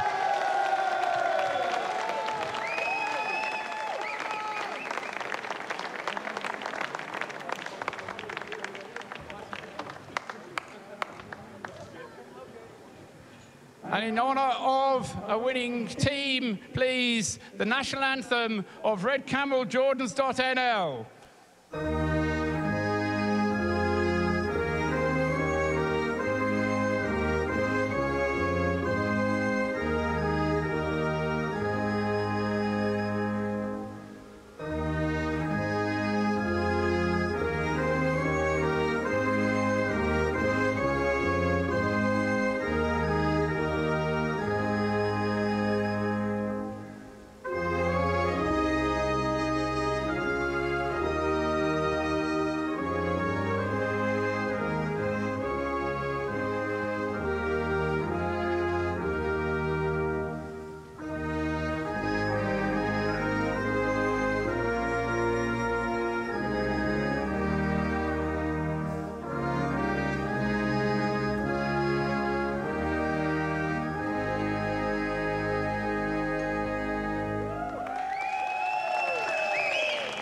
Thank you very much. The national anthem of the Netherlands, of course. And now, first of all, the team's overall trophies. And I think Giulio Rizzo, the Motorsport Marketing Manager EU, is going to be presenting those awards.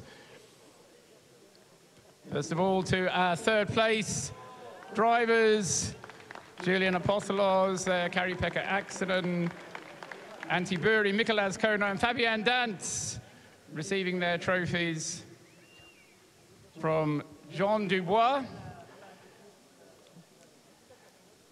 And to the second place drivers then, to Aurélien Comte, Teddy Claret and Julien Brichet in second place for DG Sport Competition.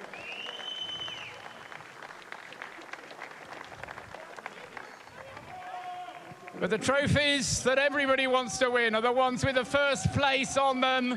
And they go to Rick Breukers, Ivo Breukers, Tom Coronel and Pepe Oriola.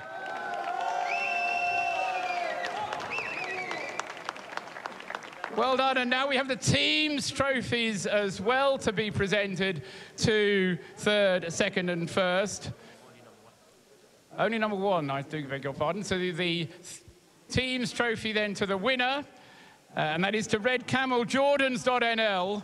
Who better to hold that than Rick Breukers and Ivo Breukers? The whole team is a team. They're all going to put a hand on that trophy. So well done to them.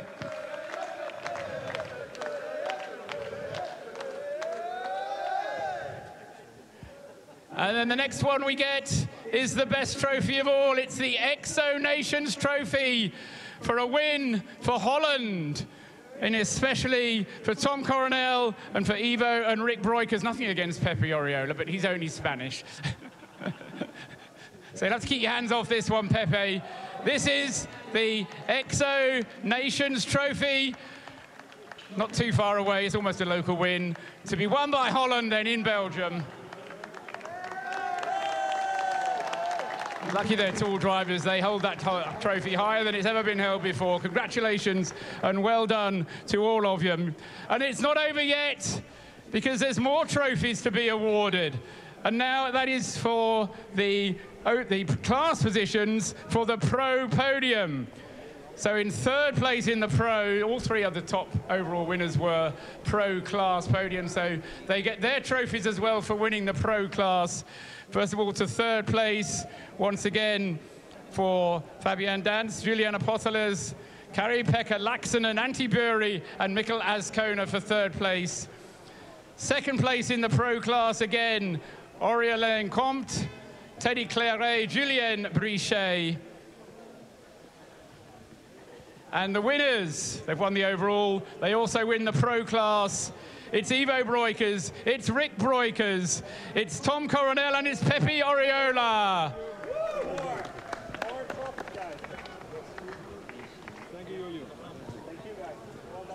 Well done, gentlemen. Now, this is going to be a tight squeeze because there's more trophies than there are people, but if you can all squeeze together on the top of the podium first, get together on the top of the podium and hold your trophies aloft for the photograph.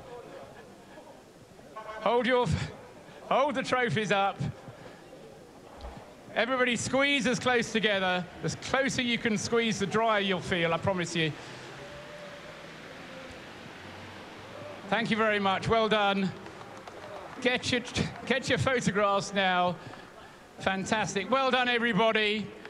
And you want to know what's going to happen now, and I don't care because I can't get any wetter than I am already. Yeah, you can hear the champagne corks pop. It's celebration time for the TCR SPA500.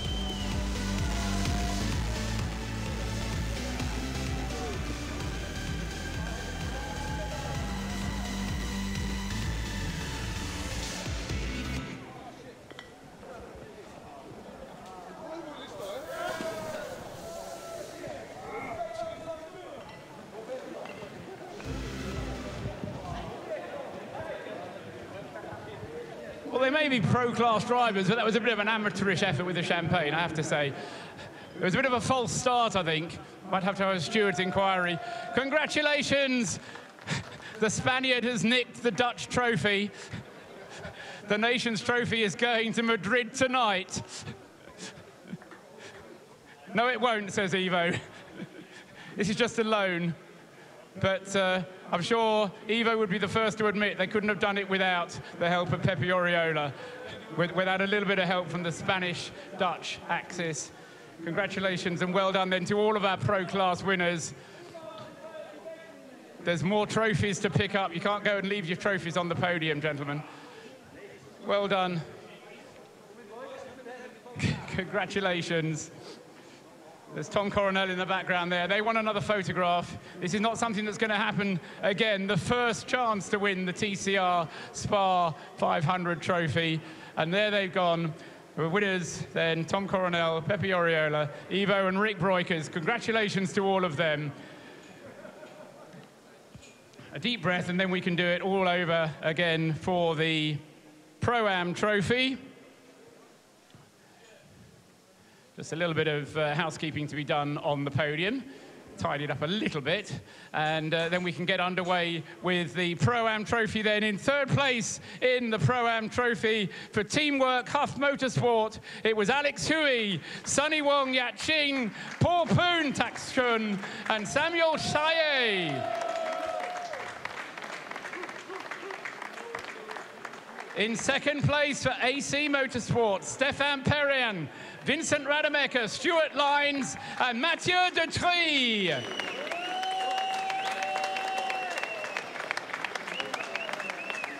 For the winners of the TCR SPA500 Pro-Am class for Viper Nisa Racing, Douglas Koo, Dominic Ang, Melvin Moore, and Farik Hayraman.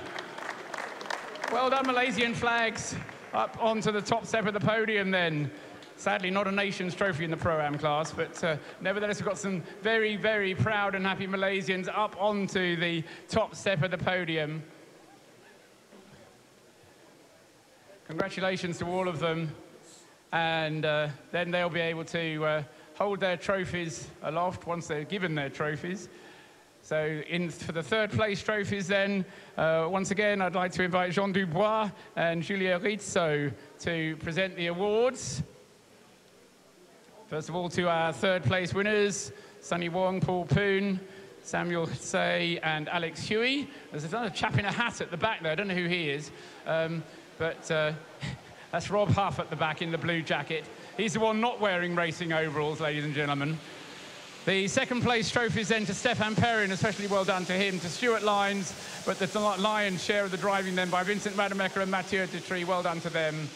But the winners' trophies in the Pro-Am class then for our Malaysian winners.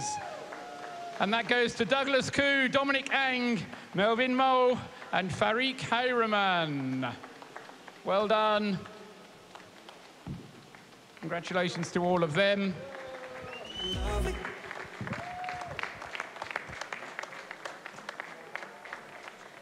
So hold your trophies up high and squeeze together as much as you can, and then that makes the photographer's life much easier in framing a photograph, I'm told. Very important. And then once you've done that, once the photographs are taken, once you sense that the crowd has got all the photographs they want, and that certainly isn't yet, there's happy smiling faces all around, then you can celebrate with the champagne. Once the photographs are taken, away you go. Rob Huff has done this before. He's taking a very swift exit. In fact, most of that champagne is going to be preserved for a party later on. I have no doubt of that. Oh no, there it goes. I was too hopeful there. So champagne goes everywhere with the winners. Well done. Congratulations to race winners, especially though to the team from Viper Nizo Racing. Congratulations and well done to them and to their drivers, all of them from Malaysia. So an excellent performance from all of them. We'll be able to move on in just a few seconds' time to the final podium of the first TCR SPA500, the 2019 edition of this race. And I'm sure a lot of people are already looking forward to the 2020 event, either hoping for a double win and another taste of that champagne, or to get revenge as to what should have been happened this year, but didn't happen for one reason or another. Now we have enough bottles of champagne, we can move on then to the trophy presentations and the podium ceremony for the TCR AM class. And in third place for Bas Kooten Racing was Alex O, Eric Lowe, Eric Kwong, and Kevin Tse. Congratulations and well done then to the Bas Kooten Racing team.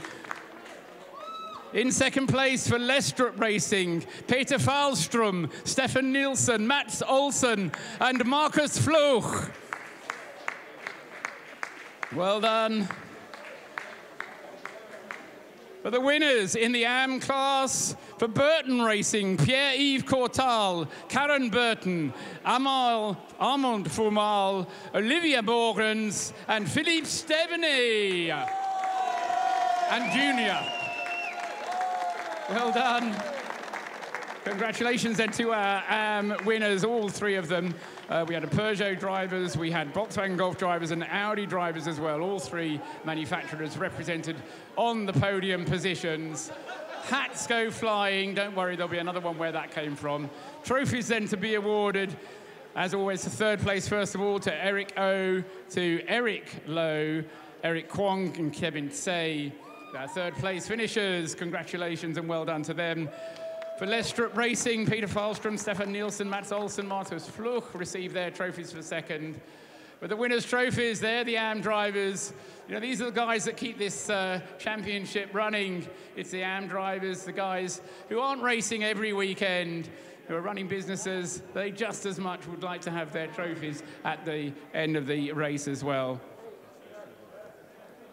And we've also now got to award the Seniors Trophy for the combined age of 50 years, over 50 years, for Lestrup Racing. Congratulations to Lestrup Racing. They take that trophy as well for the seniors. For the seniors, they're the old guys. Yeah, you're too young to have that. It's all to do with average age of the driving crew.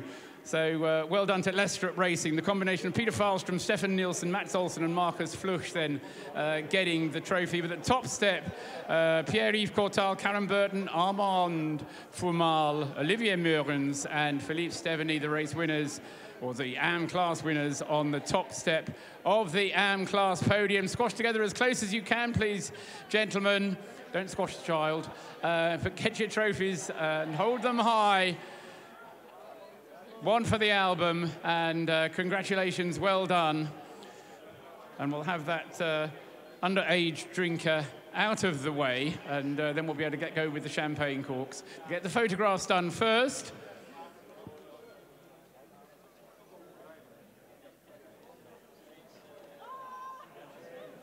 So we're ready with the photographs. They're all done. Now you can let the champagne go and the little one can be taken off to bed. Oh, that was a very good shot there. A professional bit of Baz Cooten work there. And Burton Racing as well, getting a bit of the own back. Some splendid champagne. I'll tell you what, they may be amateurs on the podium, but they did an awfully lot better than the pros did, with some superb champagne spraying. There was a backhand there that kind of caught everybody by surprise. Great champagne, great podiums. That was a splendid podium.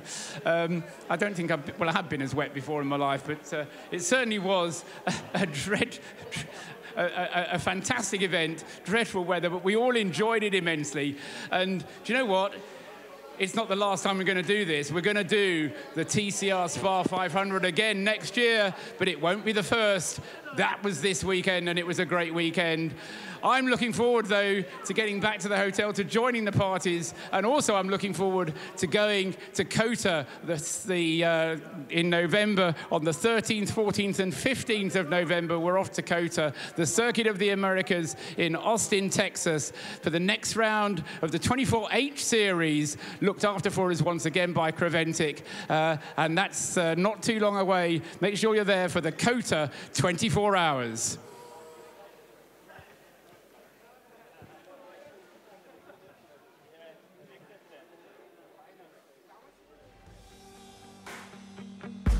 Welcome to the Endurance Racing Series for GT and Touring cars, with the champion of the continent, European Championship, TCR SPA500 and TCR Middle East. That's 12 races across 3 continents.